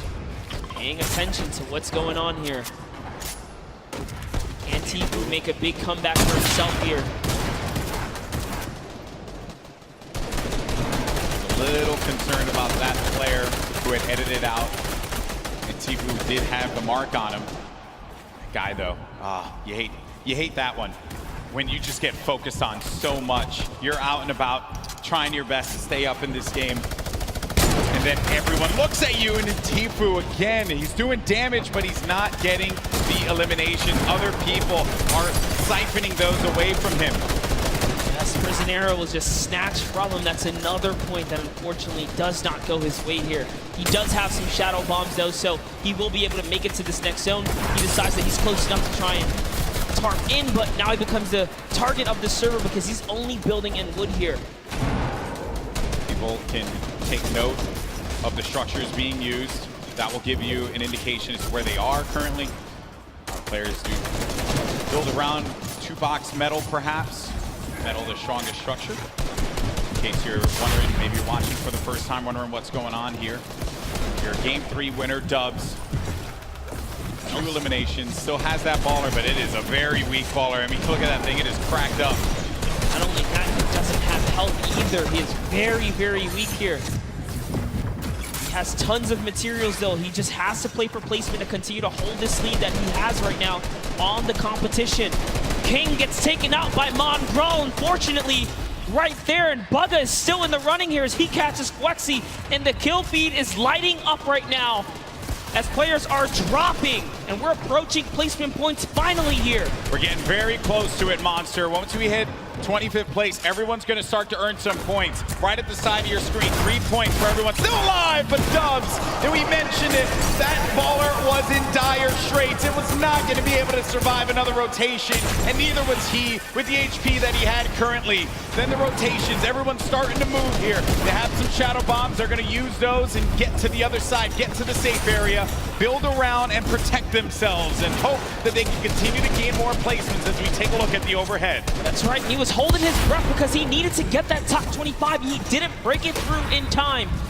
Everyone left in the game has already gotten placement points here, but you want to play for the next threshold. You want to continue to stay in this game here, as that's exactly what Tifu's doing with the Shadow Bomb, hopping around the builds here, trying to keep a low profile. Bizzle still in the running. One of the innovators when it comes down to tarping and pushing out with effective and clean builds. Just one of the greats of Fortnite altogether. On the side, I was looking at this fight between Rux and Riversand. Riversand went for high ground numerous times, and Tifu gets eliminated by Mongrel. And then Rux has high ground, as you see on your screen to the left. Then you have Bizzle, still very much in this one. Takamura with 4 eliminations and earning placement points as more players begin to fall. And we're coming down to the final moments, Monster. That's right, we are. And we're going to jump into Takamura's POV here because he has 4 eliminations, and he doesn't plan on stopping. Neither does Magru, because Magru catches Benji Fishy as well. Taking a look here at Takamura, tarping out. He is going to fall down, and he's going to get shot a few times here. What's he going to do is he's going for the high ground. He sees an opportunity. It's his to take. Now jumping over with Magru's in the low ground. Drops another player right here. Is he going to be able to connect in full? Can he convert here? He does not. So many players are landing in front of Mongrel here. Coming down to the wire. Top 9 remaining. 1 in front of Mongrel. Does he get the elim? He manages to just get away by the skin of his teeth. And now Mongrel gets up to the high ground. Maybe using this. If you keep jumping on the wall, you won't go out of the shadow state. He gets up top, but there's no one going to be there. There's a person all the way above him. Knocks the structure down. And the player does manage to catch himself and maintain the high ground positioning here. We have some great players still left in this game, but Mongrel with 4 eliminations is looking for number 5, and that was on Nate. We're now down to the final moments. Top 5 Monster. He had to fully commit there. Those are the maps that he needed. He's still in the game here. He's going to go all the way for it, and that's a trade out with the 109 to the face here. Huge elimination on Takamura. We're into a 1v1v1v1. Top 4 players now. Mongrel in the ultimate low ground, going up against a player that's going to be Bugga. The game 1 winner will not be enough against Mongrel, who does get picked quite a bit. He loses a lot of HP. No more builds, but the victory royale goes to the veteran Som, who manages to pick up a massive win.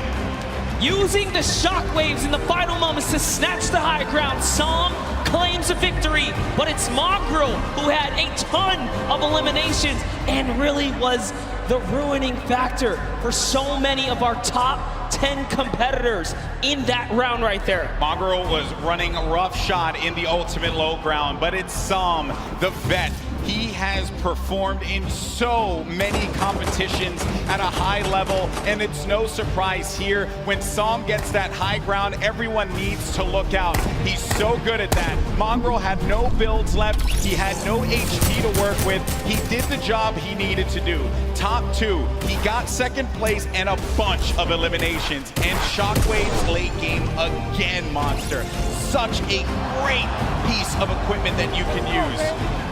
Love that right there. Stands up, flexes, hits us with the let's go. 100 players in the biggest day of their entire lives, fighting for their big share of the, well, $3 million first place spot, $15 million in total. Our winner from last game, Som, a last-minute clutch there. Took home a victory royale. We're gonna watch his drop in here as well as everybody else near the top of this board. As we go into these later matches, folks, keep in mind, we're gonna try and keep an eye on those that are closest to contention for that world champion position. Very, very important to know that. Look at the board there. You see 4 of the 5 llamas in the very south edge of the map, starting at Salty, all the way down to the east of Happy Hamlet. 1 more all the way to the top middle. Those getting picked up early are very, very important. A baller for Psalm already at the beginning of the game. It's like he may have been the only one to drop up here. And are you kidding me? A Jug, a proxy grenade launcher. I'm like, sure. He's only averaging 1 limb per match, you see, but he's in 2nd place. So the value's so key for placement. Has placed in the top 18 of every match. So we played 4 games. That means he's gotten placement points in every single match so far, Dr. Lupo. It's the big reason why he finds himself in 2nd place. To be that consistent in this lobby, absolutely insane. Gotta break 25 to get those points. Arkram, Rux, fighting out in Westworld, as people do call it, this desert town. Arkram has had a couple games where he's just basically got fried right off the start. Can he turn it around right now? He was top 15 earlier. Doesn't seem to be the case anymore. Rux, who's gotten the better of him in a few of these previous games, having to back on it for a moment as that airstrike did come down. Don't count him out just yet, though. This drop, honestly, one of the loot heaviest in the game. You have a lot of materials as well. A player like this, he gets in a good position, maybe even takes out Rux, doesn't have to fight anybody else down here. He can climb his way out of here with ease. 9 grenades in Rux's inventory. If he could somehow bait Arkram into a bad spot and use those to his advantage, it could be the thing that swings the tide in this battle. Hasn't thrown the Chug Splashes. Yeah, I was going to say, wondering when he was going to begin to throw them, but there they are. Chug Splash is down. 0 limbs still, as you'd expect, as he's still looking around for where Arkram could be. Maybe the hope to save those. We didn't have to necessarily use them just yet. Big anticipation of combat before you know it, or at least the chance of it. I'm going to throw those down real quick. 40 HP shield. These two just kind of at a stalemate at the edge of the map, waiting to see if there's an opportunity to make a play. They are outside the safe zone quite a bit. So at some point, the zip lines or even the quad that spawns here might be the key to getting all the way into the safe zone soon. Grenades going out, but beamed. Rux takes quite a bit of damage from Arkram, and aggression begins. The build up, and he's going to try and take the high ground. Shots from Rux, no contact just yet. He's going to have to do some damage before you know it. Only 96 HP is not going to necessarily be enough against a player with accuracy like Arkram. But he does have the combat shotgun, which is the ultimate tool this early in the game. Rux still at 96 health, has those grenades in his back pocket. Hasn't thrown any more yet, 15 builds still remaining. A very intense fight for these two. The shot comes through, down to just 41 HP. Rux versus Arkram, who can come out on top? Rux still with high ground. Arkram down below. Will he begin to throw these grenades? It doesn't appear so. Only 6 builds left. And remember, with only 2 games remaining in the competition today, this could spell disaster for their final performance. Arkram popping 1 shield. Definitely has a major health advantage, but still, height can make all the difference as he has the combat shotgun, but looks like for now, he'll just back on up. I was anticipating if Rux had made a tag, if he'd gotten damage on Arkram down at the bottom of that building, I would have expected a push, 100%. A chance to pick up the 50 HP or shield because of Siphon. No damage dealt there, so Rux decides to opt his way out. King, one of our high Elim players, 35 HP, gonna try and get that med kit off, but he can't quite. Time to fight it out. A little bit of a build battle and see who can take ownership of the walls. King building up and layering yet again. Oh my goodness. The shockwave. He's actually going for it. Are you kidding me? Lutinezi goes down, and King back up to 85 HP. What a play. On the World Cup stage. Yeah, the kid. He just shockwaved to the sky and tried to hip fire hand cannon his opponent. With 35 HP. Are you kidding me? With 35 health? Talk about confidence. It's such an insane play that it catches the opponent off guard. Stompy trying to push on in. I believe this is Dubs on the other side of the wall. Stompy gets the wall, gets the elim. Down goes Dubs. And also in the elimination feed, Aqua, our Fortnite World Champion from yesterday, has eliminated Tfue. Match 5 out of 6, 1 left. Those players, the 16 that have already been eliminated, they still have 1 game remaining. But our current leader on the standings, Booga, down in Lucky Landing, gonna make a rotation away. Avoid any damage. At this point, gonna be the most important thing is getting ahead of the game here. As the storm is pressing on in, he's only against 1 other player down here in Lucky. So the opt to rotate out to the west towards the river, probably the best one in this situation. Doesn't want to get challenged. He's got a free rotation up now. Slip is right there. Without realizing it, too, he is relatively close to 2 llamas in the south edge of the map. Wonderful spot, either of them, one on his left, one on his right. I doubt he will since he's going through the low ground, but Bugha, so far, Ben, 3 out of the 4 games has been fantastic performances. He had one where he dropped off early. Remember, he, was eliminated within the first 10 players in the game, but still keeping his lead because of how well he's performed in the other 3 games up to this point. Teak did show some aggression there for a moment, but decides, nope, I'm going to fall on back. Don't want to take this 1v1 out in the open. Would rather go continue to loot on up, earn more materials because, hey, 45 builds, you think, that's a lot, but not in any case in a competitive lobby like this. And, well, since he fell back, he's able to get himself a combat shotgun. Feel good about that. Clicks in the feed, picking up an elimination on Nate. Down to 81 players remaining as this first circle starts to close. 52 seconds left before that happens. And this first zone, very central on the map. No super drastic rotations need to come on through. Here's a replay from earlier on of how Aqua challenged and eliminated Tfue. Tfue goes for the slurp, Aqua gets the floor, and Tfue stands no chance, can't even fire a shot. And there's the frustration from Tfue, as he knows he has not had the day he's wanted. One of the biggest names in competitive Fortnite, one of the winningest players of all time, getting shut down here at the Fortnite World Cup solo final. I would say it's definitely a different playing field than a lot of these players are used to, no matter where they hail from. Because it's the first time that we've had multiple regions from the entire world all play within the same lobby, the same setups. It's all on land here, so it's just a different scenario for everybody. Especially on top of that, if you have younger players that have never had land experience, nerves could potentially play into it. But she pushes into the box, gets inside, and the elimination. Robabs goes down here in Neo tilted. And I like that a lot from Lechi, right? Because he's got 200 HP. He's already done a lot of damage to his opponent.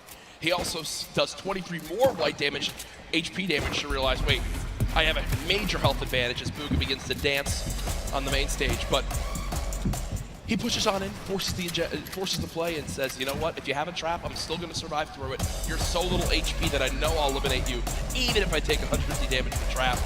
Bugha, I mean, I guess this is kind of the mindset he has right now. I'm in first. I've got shadow bombs, I've got a launch pad, I've got everything I need. Banny, if you want to play this game, bro, you can play this game. But Bugha dances, and his opponent says, no thank you.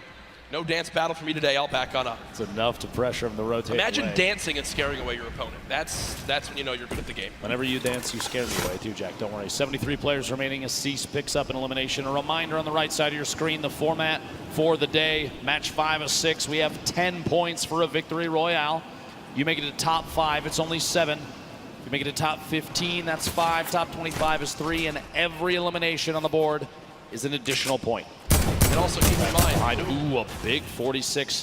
The white damage, a good signal for Bugha that player most likely won't challenge unless that's the only thing they have left. No pressure there. He's an opportunity to just rotate away cleanly. Another thing to keep in mind, you see right there, 40% extra materials when farming. You also have a max count of 500 of each material type. So you cannot carry 1,000 wood or 999 wood, 999 brick, 999 metal. No, it's 500 of each material type.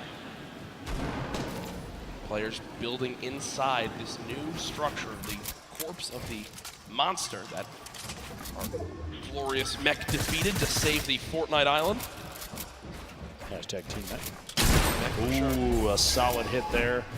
Scalar going to pressure from above, knowing that ramp was closing it off for just a second. Going to try and take it to the wall to edit from above. Surprised he's not throwing a stink. Doesn't own it just yet. Very good question. At some point, that's going to have to come out. Maybe pressure the player off of that campfire. Still can't get it. There it is. Still can't get it. These stalemates for taking walls, one of the highest pressure situations, because you're on the verge of a box fight in which your opponent, you know they're going to push in. They have a trap that might take a wall and place it. Go shotgun shot 160.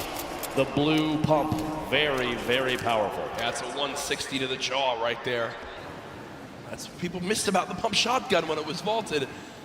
As we all know, recently was brought back into play, and for reasons like that, so good in the up-close fights. It's, for a lot of people, the one spot where it just completely outclasses all other shotguns. Obviously, 4 shotguns in play right now in competitive Fortnite. Storm Surge did pop up, but it went away almost instantly as this lobby has dropped a little bit quicker as things have gone on. People maybe getting more desperate, challenging more early game fights to see if they can get an advantage. Sam, who won our 4th game, using one of these big shields, and look at the inventory right now. Big shields, chug splashes, and I like that a lot. Sam at first decides, you know what, let me use this big shield. I'll get the full 50 health out of it.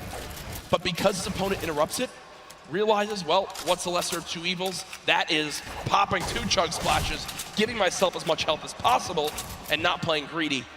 I like that from Sam, a sign of a veteran player. You got to take what you can get, and that's a perfect example of it right there. At this point, he's waiting to see if there's an opportunity to sneak a shot through on the surface inside that ramp. He doesn't own it.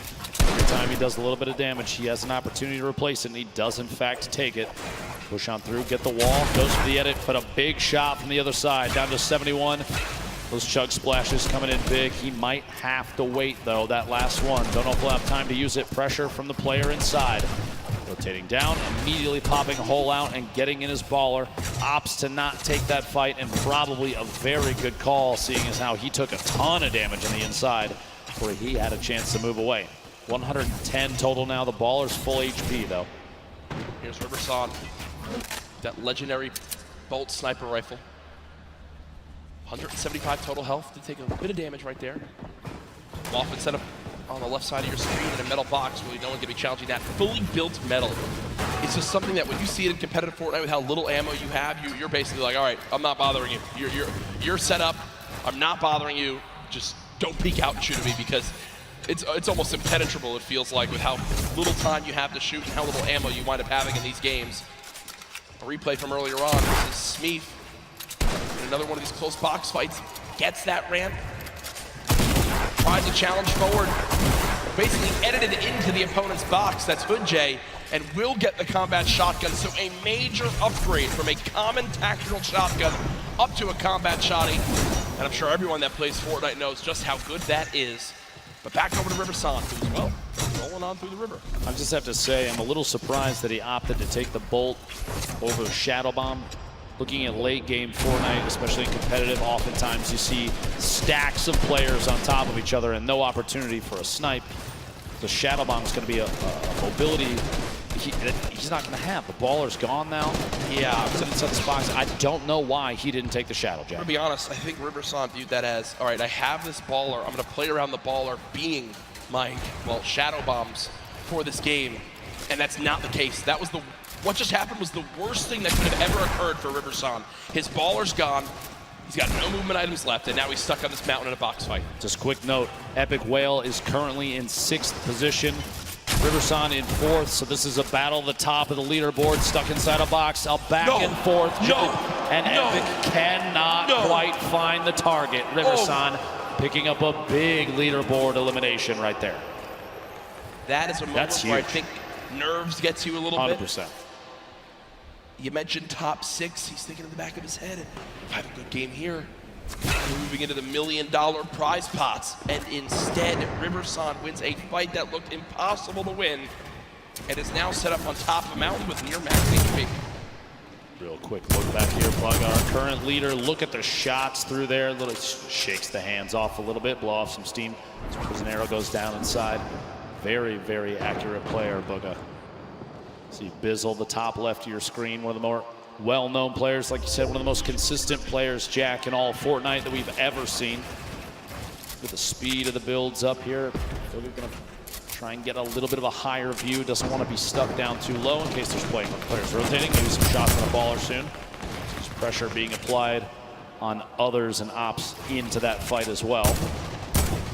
And if you look at where Booga is right now, on your minimap, the closest player on the west side of that zone, safe, and everyone has to move right towards him. Also, 6 minis, near max builds, 4 shadow bombs, 2 launch pads, a shockwave.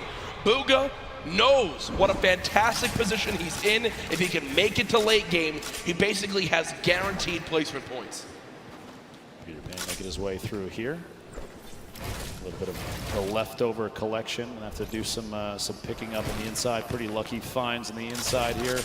Quite a few materials. Flint knock. He's got to redeploy a ton of minis. Pretty optimal loadout for both mid-range, up close, depending on who's pushing him. Yep. Positional wise, no launch pads, But a slipstream. no shadow bombs. He does have the slip, but as soon as he's away from that thing, flying, he can establish a base, but making a move after that's going to be tough. And he is getting attacked from literally every angle on the way in. Players from all sides taking shots. He's going to have to try and push his way through for an elimination, or get out of this area almost immediately. What a tough spot to be in. Shots from both sides. Puts the trap down in anticipation of somebody pushing in, and literally cannot keep the walls up enough. And that's the downside of being one of the last players to rotate from outside the zone. Everyone who's set up, including Bugha, knows, hey, we just spray anyone. They've got to come this way. They're going to be floating right at us. If the whole lobby shoots at them, one of us is bound to get them. We're all going to get damage tags. And when the Storm Surge just popped up, everyone fiending for a little bit of damage to keep them above that threshold. Thankfully for the players in the lobby, only 2 more people need to drop before Storm Surge goes away. So don't think it'll come into play too much. All I can imagine in a situation like that right now is from the Pro-Am, Tim the Tatman getting shot at from multiple sides. And, Yep. It's just... Yeah, that was funny. That was funny when... You were one of them, I think. Yeah, no, my teammate Sean eliminated him. We beat Tim the Tatman on LAN and outplaced him as we take a look at players stacked up all on the west side of the zone. What people at home don't know is that we were literally looking at Tim as we say that, which makes it better. So, launch pad used by Bugha right away. And with 2 launch pads, with all this other movement, he just needs to survive this movement. And guess what? This is a zone on the high ground. It's directly on this mountain. So, for pretty early on zone, it's going to get awkward right away. Bugha has made it in, but taking a lot of damage. Will use some minis to get back up to 150. Has made it to the zone. Benji Fishy just below, who's currently top 13 in this game.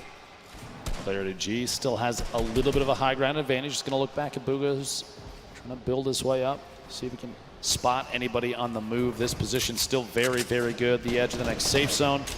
2 seconds until that pressure starts to apply, and a lot of players you see on the minimap have already started to rotate in. They're making their moves now, but shots from Bugha and many others as these players are flying in. Community launch pads, there's shadow bombs used in situations like this, and no shield on that player. Bugha right now has a total of 16 elims today. King is in second with 15. This is all it is. You just get set up in the zone, fire people who have to move from the storm. It's the common enemy. Every player in the lobby. Issa did just go down to class, and we also saw Vivid drop a couple moments ago. So nothing really from Vivid this game, unfortunately. Bugha 1 elim so far. Continue to look on down. Here's the perspective of a drop coming on in. Everyone's made it up on the mountain right now. Still some people on the edge. You see the likes of Cease still alive. Clicks, Zate, Creo, Cosmic, Skype, who earlier on took home a game of his own in game 2. Quick note, by the way, Riversun, who we saw eliminate the 6th place position, has gone down himself in 4th. So he is out of this game. 44 players reversing your feet, going down to Dementos. And we are not even at placement position just yet. And we're looking at the 6th to 7th circle transition starting in 10 seconds. Everyone has to move.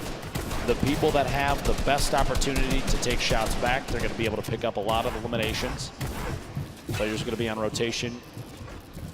Things are about to get real tough for a lot of people. The edit, so they just wait, hop the ball, and roll. Now, I don't think you can hold high ground from this early on. I mean, yes, high ground will be very good, but this is going to be a long rotation if you're going to wind up making that happen. Blacks is up top for the moment. Bugha, you see him soaring on over with the shockwave grenade. Setting up, always getting ahead of the zone as far as possible. Pika there as well. Get back behind him, going to take even more shots at players on rotation. Very smart play is the shadow bomb, and he still has 3 more, so this rotation better be a good one. Got a chance to get ahead of a lot of people here. I really do love this. He knows how close he is to placement points, and he's got such a lead right now that unless someone has a monster performance, if he just gets placement points, makes it to the top 25 again, with just 2 games left, that could be really all he needs to secure this Fortnite World Championship. And he got the zone. The zone's going back his way, but Bugha goes to edit out, and there's a shotgun waiting for him. down to under 50 HP, frantically trying to pop these minis. The spray coming on through. Can our leader hang on to placement points?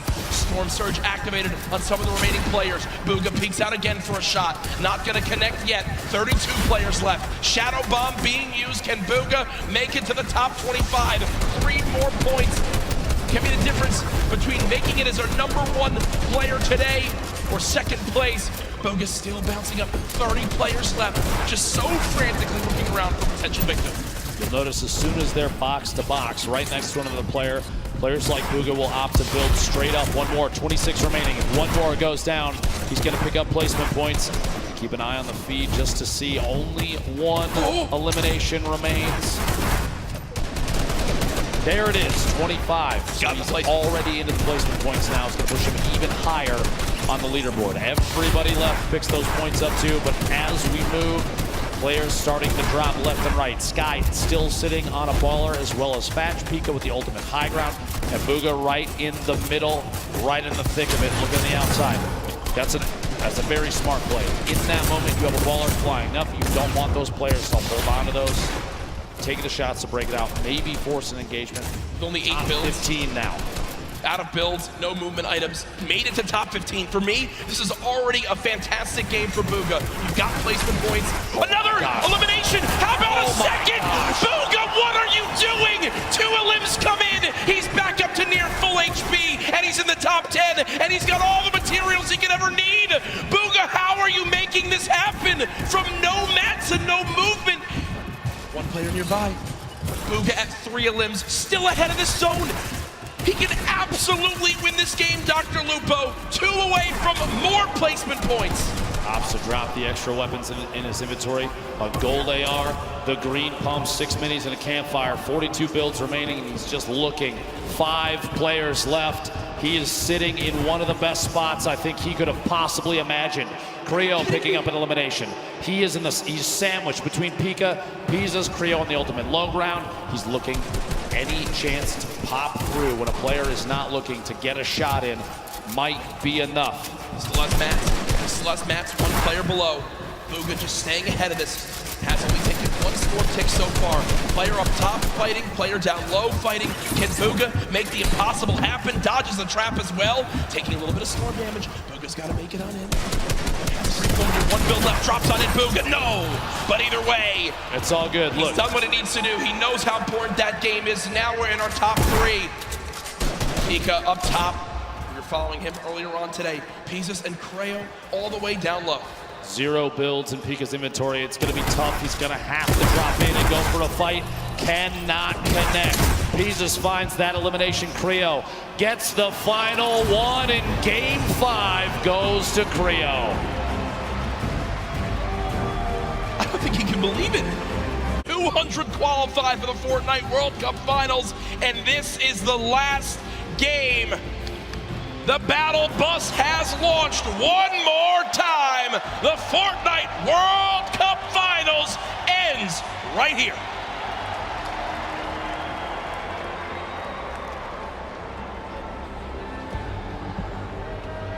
All 100 players on your screen there, Jack.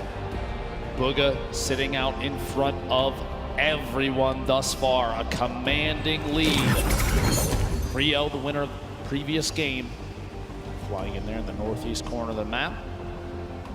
Spread of players across the screen. There's your top 10 on the left side. Bugha, Psalm, Creo, Skype, Nate, Riverson, Rux, and the rest.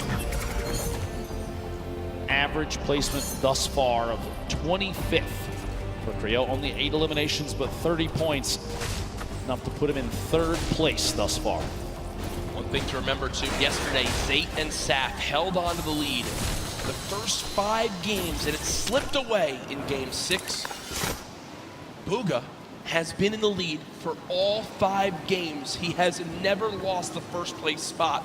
Will he suffer the same fate, or can he close it out right here to remain our Fortnite World Champion? Bugha, by the way, hails from Pennsylvania, 16-year-old player. Sentinels qualified the very first week for the World Cup.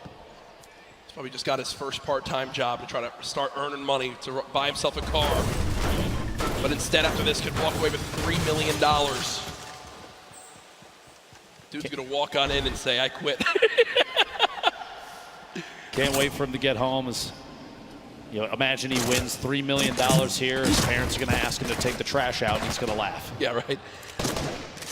He'll just pay his butler to do that, I guess, at that point. As Cease currently set up, not many builds. One of these very early awkward fights. Cease knows that as well. You look at what he has: a common infantry rifle, 25 shots, and a drum gun, 0 ammo. Jack, one of the first 4 to go down in this match is Skype, who was in 4th place. Wow, so a little bit of pressure already gone from that top spot. Cease just looting for the moment. 2 chug splashes. If I do, as he throws them down. Can you see all the players surrounded outside this Sunny Steps side of the map? Cease continues to bounce around for the moment. Not many AR shots left. Will get some out of the ammo crate, which is good. Everything but counts.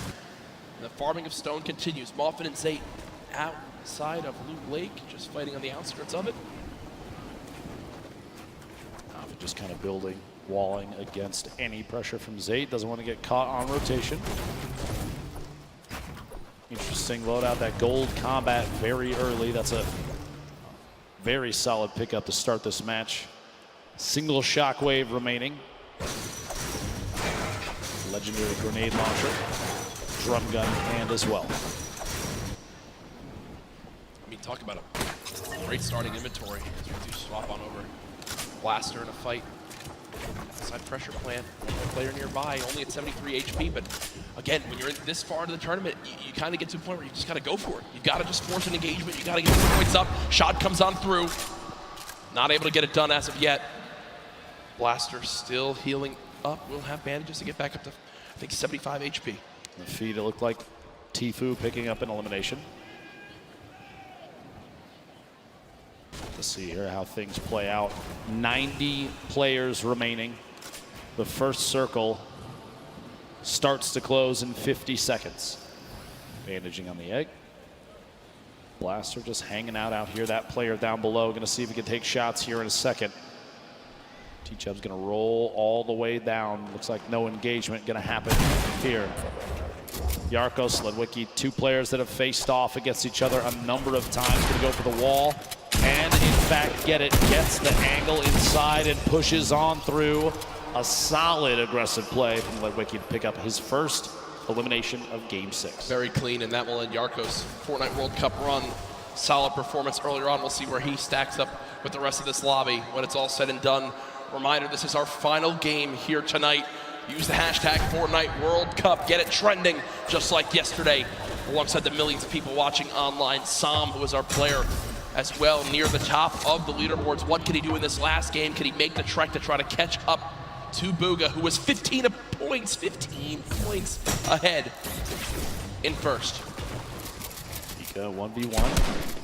And angled down through a handful of edits here at Mega Mall. He's going to push around the side and try and make his way inside Mall itself. Pika earned 12 of his total points in just the last match, and I think that says a lot about what is possible. In 11th place when we rolled into this game, Pika trying to find a way inside, pushing down through the outside. Maybe does in fact get the wall replace. Are you kidding me?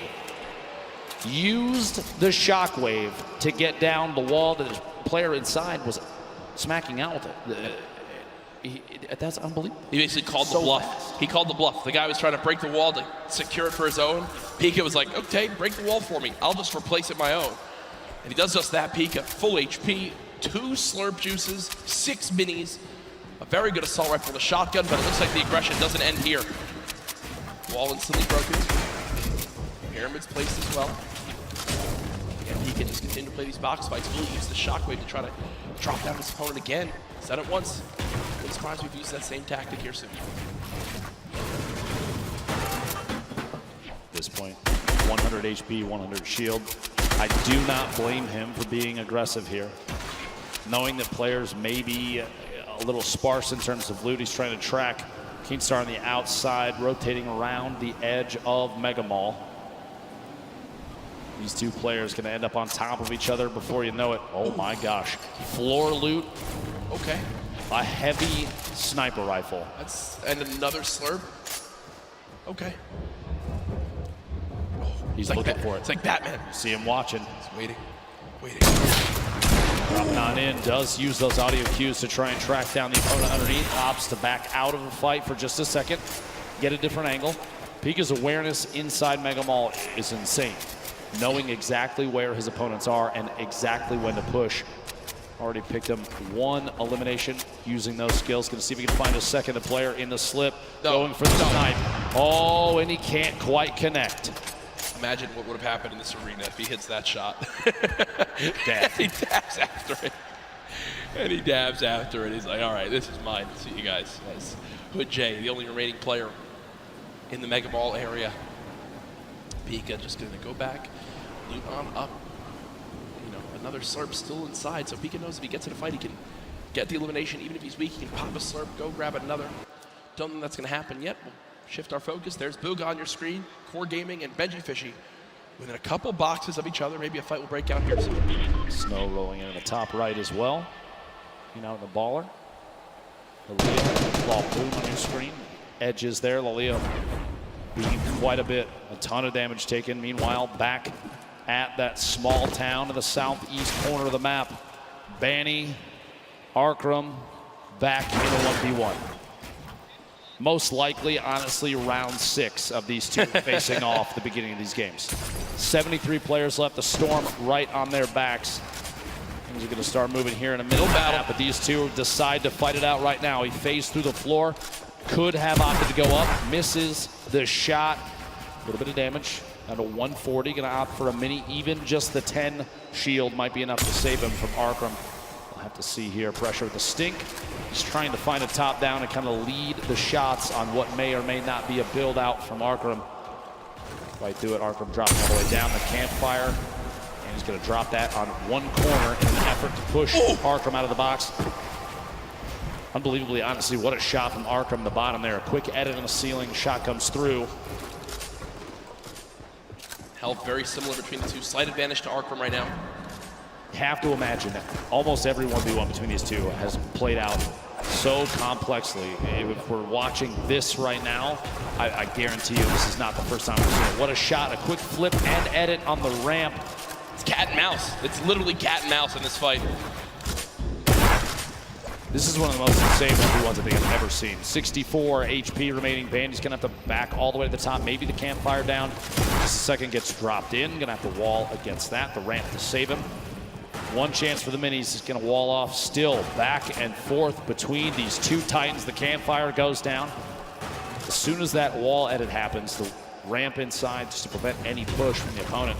Arkram finding another angle might be the only option at this point. The campfire, though, is going to have dealt a lot of HP back to Banny. Shot through, can't quite connect. There we go. Pressure up top, and oh my gosh. Dude. The pyramid block. Finally, the Storm deciding it's time to play the fight out. And Banny goes down. Hey, great fight though, man. That was insane. That went on for a full 2 minutes. I love that we got to keep our eyes on that, but moving across the map now, it's Pika. We were complimenting so much on how easily he can move through these boxes in Mega Mall, how he can navigate these areas, and it looks like that same exact pattern is continuing. It's Flexi, who's at a major health disadvantage, but as I say that, does hit a quick little shotgun shot that I think will push Pika away for a moment or make him reassess what he's doing. Maybe a misclick. It looked like he didn't really mean to do that. Actually, Pika gonna have to try and take some sort of aggressive stance soon. A minute on this Storm before it closes, and he's not in the next safe zone. Rogue Shark in your feet, picking up an Elim. We're down to 68 players remaining. Outside of that 70 range before the Storm starts to tick on him. Pika, no wall in place yet. He's just trying every chance he can to take tactic. these walls. This is the speed of these players. This is some insane stuff. This is why they're here at the World Cup. Can't quite hit the shot. He did a reset, took the other corner out just as the opponent inside takes a shot with the shotgun. Can't quite connect. Still going for these wall replaces. Ooh. Big hit there, down to 16 HP. And he's got no mats. He's got 2 total builds, so with the zone pushing as well, this looks like it's got to be a shadow bomb play. Pika is actually going to dive into the zone to make his path a little bit less predictable. Will take the long route. 10 health, he's got a launch pad. I'm going to tell you right now, Pika is not happy. Yeah, you see him kind of sigh right there. Uses both shadow bombs, uses all the materials he has. Literally can only build one wall, can't even box up for safety. Uses one of his launch pads to not a fun spot to be in for Pika. Look, still can't even build one box. Does have the minis. He's got a campfire in case he wants to put it down. I think the fear at this point is if he puts that campfire down, it's like a signal flare for anybody around. This is the box to push. Meanwhile, Tfue, Dusty Divot flying across, landing near more opponent builds potentially. Back down, shots at the target he was right next to. He's in this box alone. You see in the minimap, only a handful of players around Dusty Divot. Clicks, reverse, Bizzle you see in the top. Pretty far out there. And Clicks is actually, you know, one of his trio partners. Previous trio cup that happened. They're fighting each other right now. Tfue trying to make his way out of here. Still not in zone yet. Really used his launch pad. He did use his last shockwave, if you remember, as well. There is some loot nearby, but player challenging. Tfue's going to back up for the moment and rebox. Oh yeah, we got a fight here. Tfue, 1 versus 1. Is it Clicks? Not exactly sure what. It is Clicks on the other side of this wall. So Tfue versus Clicks. Veteran versus the up-and-comer. Tfue backing up for the moment. It looks like there's another player nearby as Clicks will just say, nope, don't need this anymore. We'll fly away. Karhu goes down in the elimination feed. Cease goes down in the elimination feed. 63 players left. No Storm Surge in this one yet. Bugha picking up an elimination. His first of this match. Just another point between him and second place. Man. Consistency so key, and Bugha has embodied that today. Only one bad game. The rest have been absolutely electric. Bugha's just sat up with the high ground in the zone, waiting patiently for this lobby to drop on down. Snazy now 1 box away from an opponent. Only 54 HP, needs to perfectly edit one of these walls and get a shot down range. You see his opponent not sitting still for any moment. He expects him to drop it, and that's exactly what happens. He's finding the patterns and how his opponent likes to play these box fights. But still with no healing and his opponent jumping back up, you got to think some shields will be replenished and Snazy will be at even more of a health disadvantage. Tries to go for the reset on the floor. No shields pop. There we go. Catches himself. He's going to hold the edit on this pyramid. He's looking for a chance to push Martine. If one arises, we'll have to see. Snazy's hope may be to catch him off guard. There we go. Here's the Shadow Bomb. Going to rotate up and away. Use that redeploy and try and make his way into the safe zone. Only 54 HP. He's not quite safe yet, but now it's the chance to look to the right. Get a couple shots. Player inside the box as he lands right next to him. The edit through, and Rogue Shark sets the trap and gets him. Tough play there. Clicks. Meanwhile, 1 elimination, 62 builds.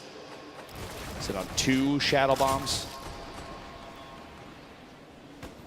To see here, the very north edge. He's underneath the plateau of Dusty Divot. Reverse down there as well. Tfue on the edge. Astonish, Smeef, Zate. So many players stacked up near each other, and oftentimes you do see players utilizing the already built structures for easy wall replaces. No surprise. Popped up next to his inventory looks great, but he just doesn't have a lot of ammo. Imagine he picks up 1 elim on someone who's can kind of fill those numbers up. It'd be a great spot for late game. 7 RPG, still very, very good. 69 total builds down to 60 now. 56 players remaining. Ladies and gentlemen, this is the final game of the solo competition here at the Fortnite World Cup. It literally all comes down to this. 5 players will become millionaires right after this game. Tfue just picked up his 3rd elim. Still has a launch pad, some great loot on the player that they just took down. But he doesn't have the zone again. He does have 2 launch pads, and I'm going to use one of those as he wants to make sure he makes some of those placement points, and there it comes. Launch pad use. Will Tfue get beamed? Right, this is one of those moments where you're just thinking, Ben, please don't shoot me, please don't shoot me, please don't shoot me, please don't shoot me. Looks like he'll make it up through unscathed. literally flying past the windows of opponents, going to land on top of the second structure. Somebody underneath. Start layering up 86 builds, still has another launch pad. Has a boogie just in case maybe a baller rolls past close enough. He can boogie the player directly out of it. Try and pick up that elim, jump in the baller and roll away. Even in a clutch situation, the boogie bomb can give you an opportunity for a free shotgun shot on someone that may be unsuspecting. The loadout here, look at this, 2 campfires, 10 redeploys, 2 shockwaves, 6 minis, but no medium ammo, Jack. A crazy note with Bugha. When the Fortnite World Cup qualifier started, Bugha qualified in League 1, in NA, in first place. From the moment Fortnite World Cup started, he finished atop the North America region. And now in another spot again where it can happen, and he's just dancing up top.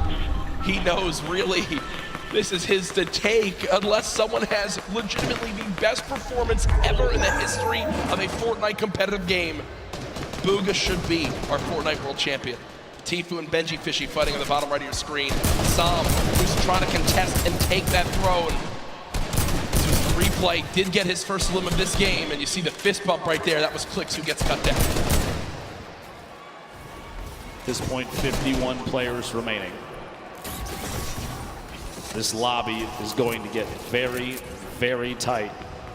Going into this match, Psalm was 2 points ahead of third place, but 15 points behind first. Talk about a lead as we've just now hit our top 50 in this game. Arkram goes down.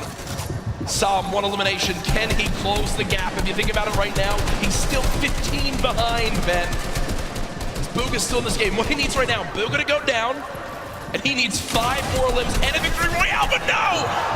No! Psalm gets caught off guard. It's Zayt, and as that happens, Bugha gets a limb. The pieces are falling into place, and Bugha's about to call checkmate. Tfue on your screen here, 3 eliminations. Still has the launch pad, sitting on a pretty similar loadout. Not a lot has changed as he's waiting, biding his time, looking for eliminations up above the rest, though. Bugha hasn't had to move in 5 minutes. Nope. He's had height, he hasn't had to move in 5 minutes. He's sitting so pretty. Here's that a limb that we missed when Psalm got taken out. And are you kidding? Look at him laugh. Look at him absolutely laugh. Quick 1 tap on Storm on the move. It's a gift. Is it his birthday? That's about as free as it gets. Bugha might be the luckiest player with zone placement I think we've ever seen in a competitive Fortnite match. Sitting atop his tower, a castle of metal, unthreatened. And he built it with metal earlier, and he just kind of hoped it would work out this way, and it did. He's been sat here for so long. It basically sums up the leaderboard. This is the leaderboard in the game itself. Bugha on top, nobody nearby, no threats, nothing. Now with the zone moving, everyone soaring, and this is where it picks up quick, folks. The final moments of the Fortnite World Cup. We're watching Bugha. Oh, please. Imagine. Picking up a pair in the feed there. Fledermoys and Dubs both go down. Gonna be 2 very good eliminations there. 38 players remaining. Top 25 is when placement starts to come in, and Bugha is looking for shots on everybody flying around. Still has that high ground advantage. Peasus and others looking to try and contest it. Benji Fishy moving up as well. Ballers still rotating the low ground. Tfue making his way across. A lot of damage coming in. Only 1 minute in the inventory and 15 builds remaining. A tough spot for Tfue. He's so close to placement, but can he survive? King with elimination. Player count continuing to drop. Bizzle, Takamura, Zayt picking up multiple eliminations. 30 players remaining, 29 to get closer and closer. Benji Fishy goes down. Tfue eliminated in the box. Kurtz picks that one up. That will end Tfue's Fortnite World Cup. Zayt drops off high ground for the moment. Bugha's still alive in this game in the bottom right of your screen. Still a max HP. He's made it in the top 25. At this point, it's basically a victory lap. Yeah, he's getting beamed out of the sky, but he doesn't care. He'll drop on in, pop some minis.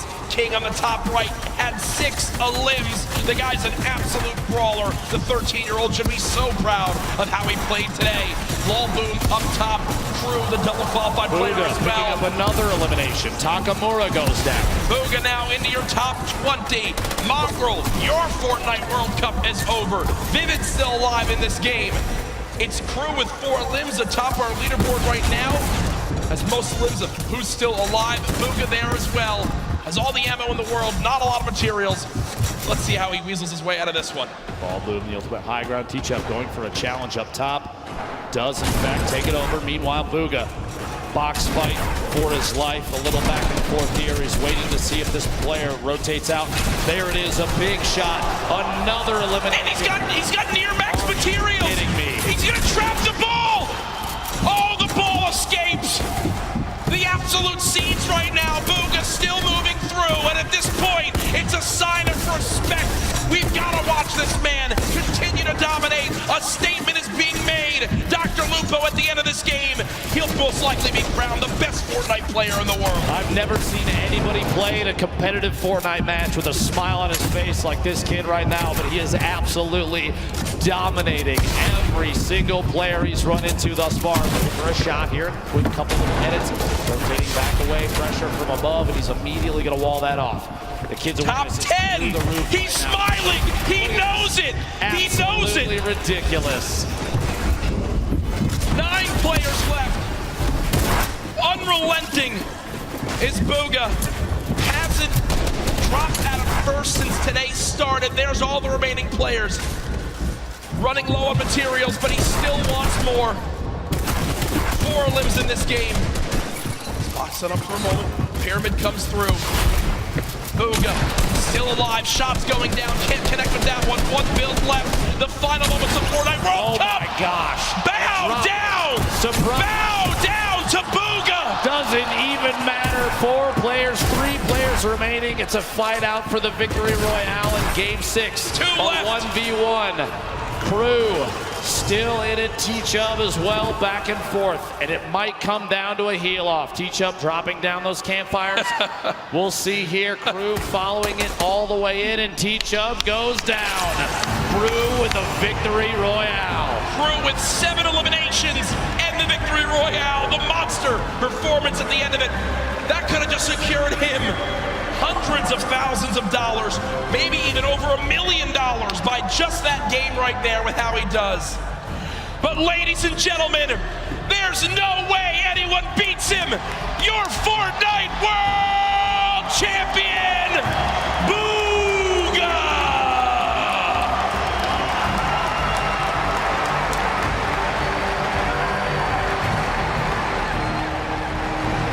$3 million richer, the biggest individual prize victory in competitive gaming history. Millions watching online, and folks, he didn't narrowly win. He absolutely took the best Fortnite lobby in history and taught him a darn lesson. Ladies and gentlemen, one more time for your Fortnite World Champion solo winner. There's his family looking on. Hey.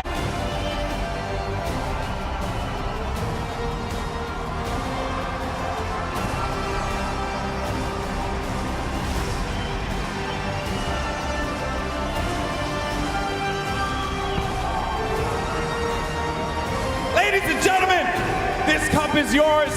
One more time, your world champion, Booga!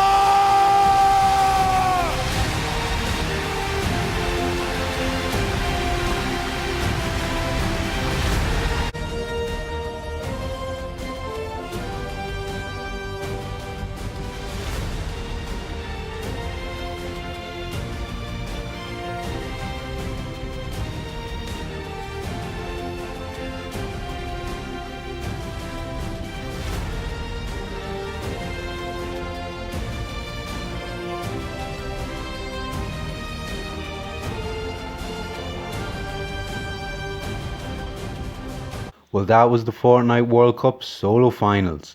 I thought it was a pretty good show. Let me know down in the comment section. What did you think? What did you think of Booga's performance? Who was your favourite streamer? And what did you think of the show overall? If you've made it this way through, I hope you enjoyed the video. Thanks very much. Please like and subscribe. And we will see you next time.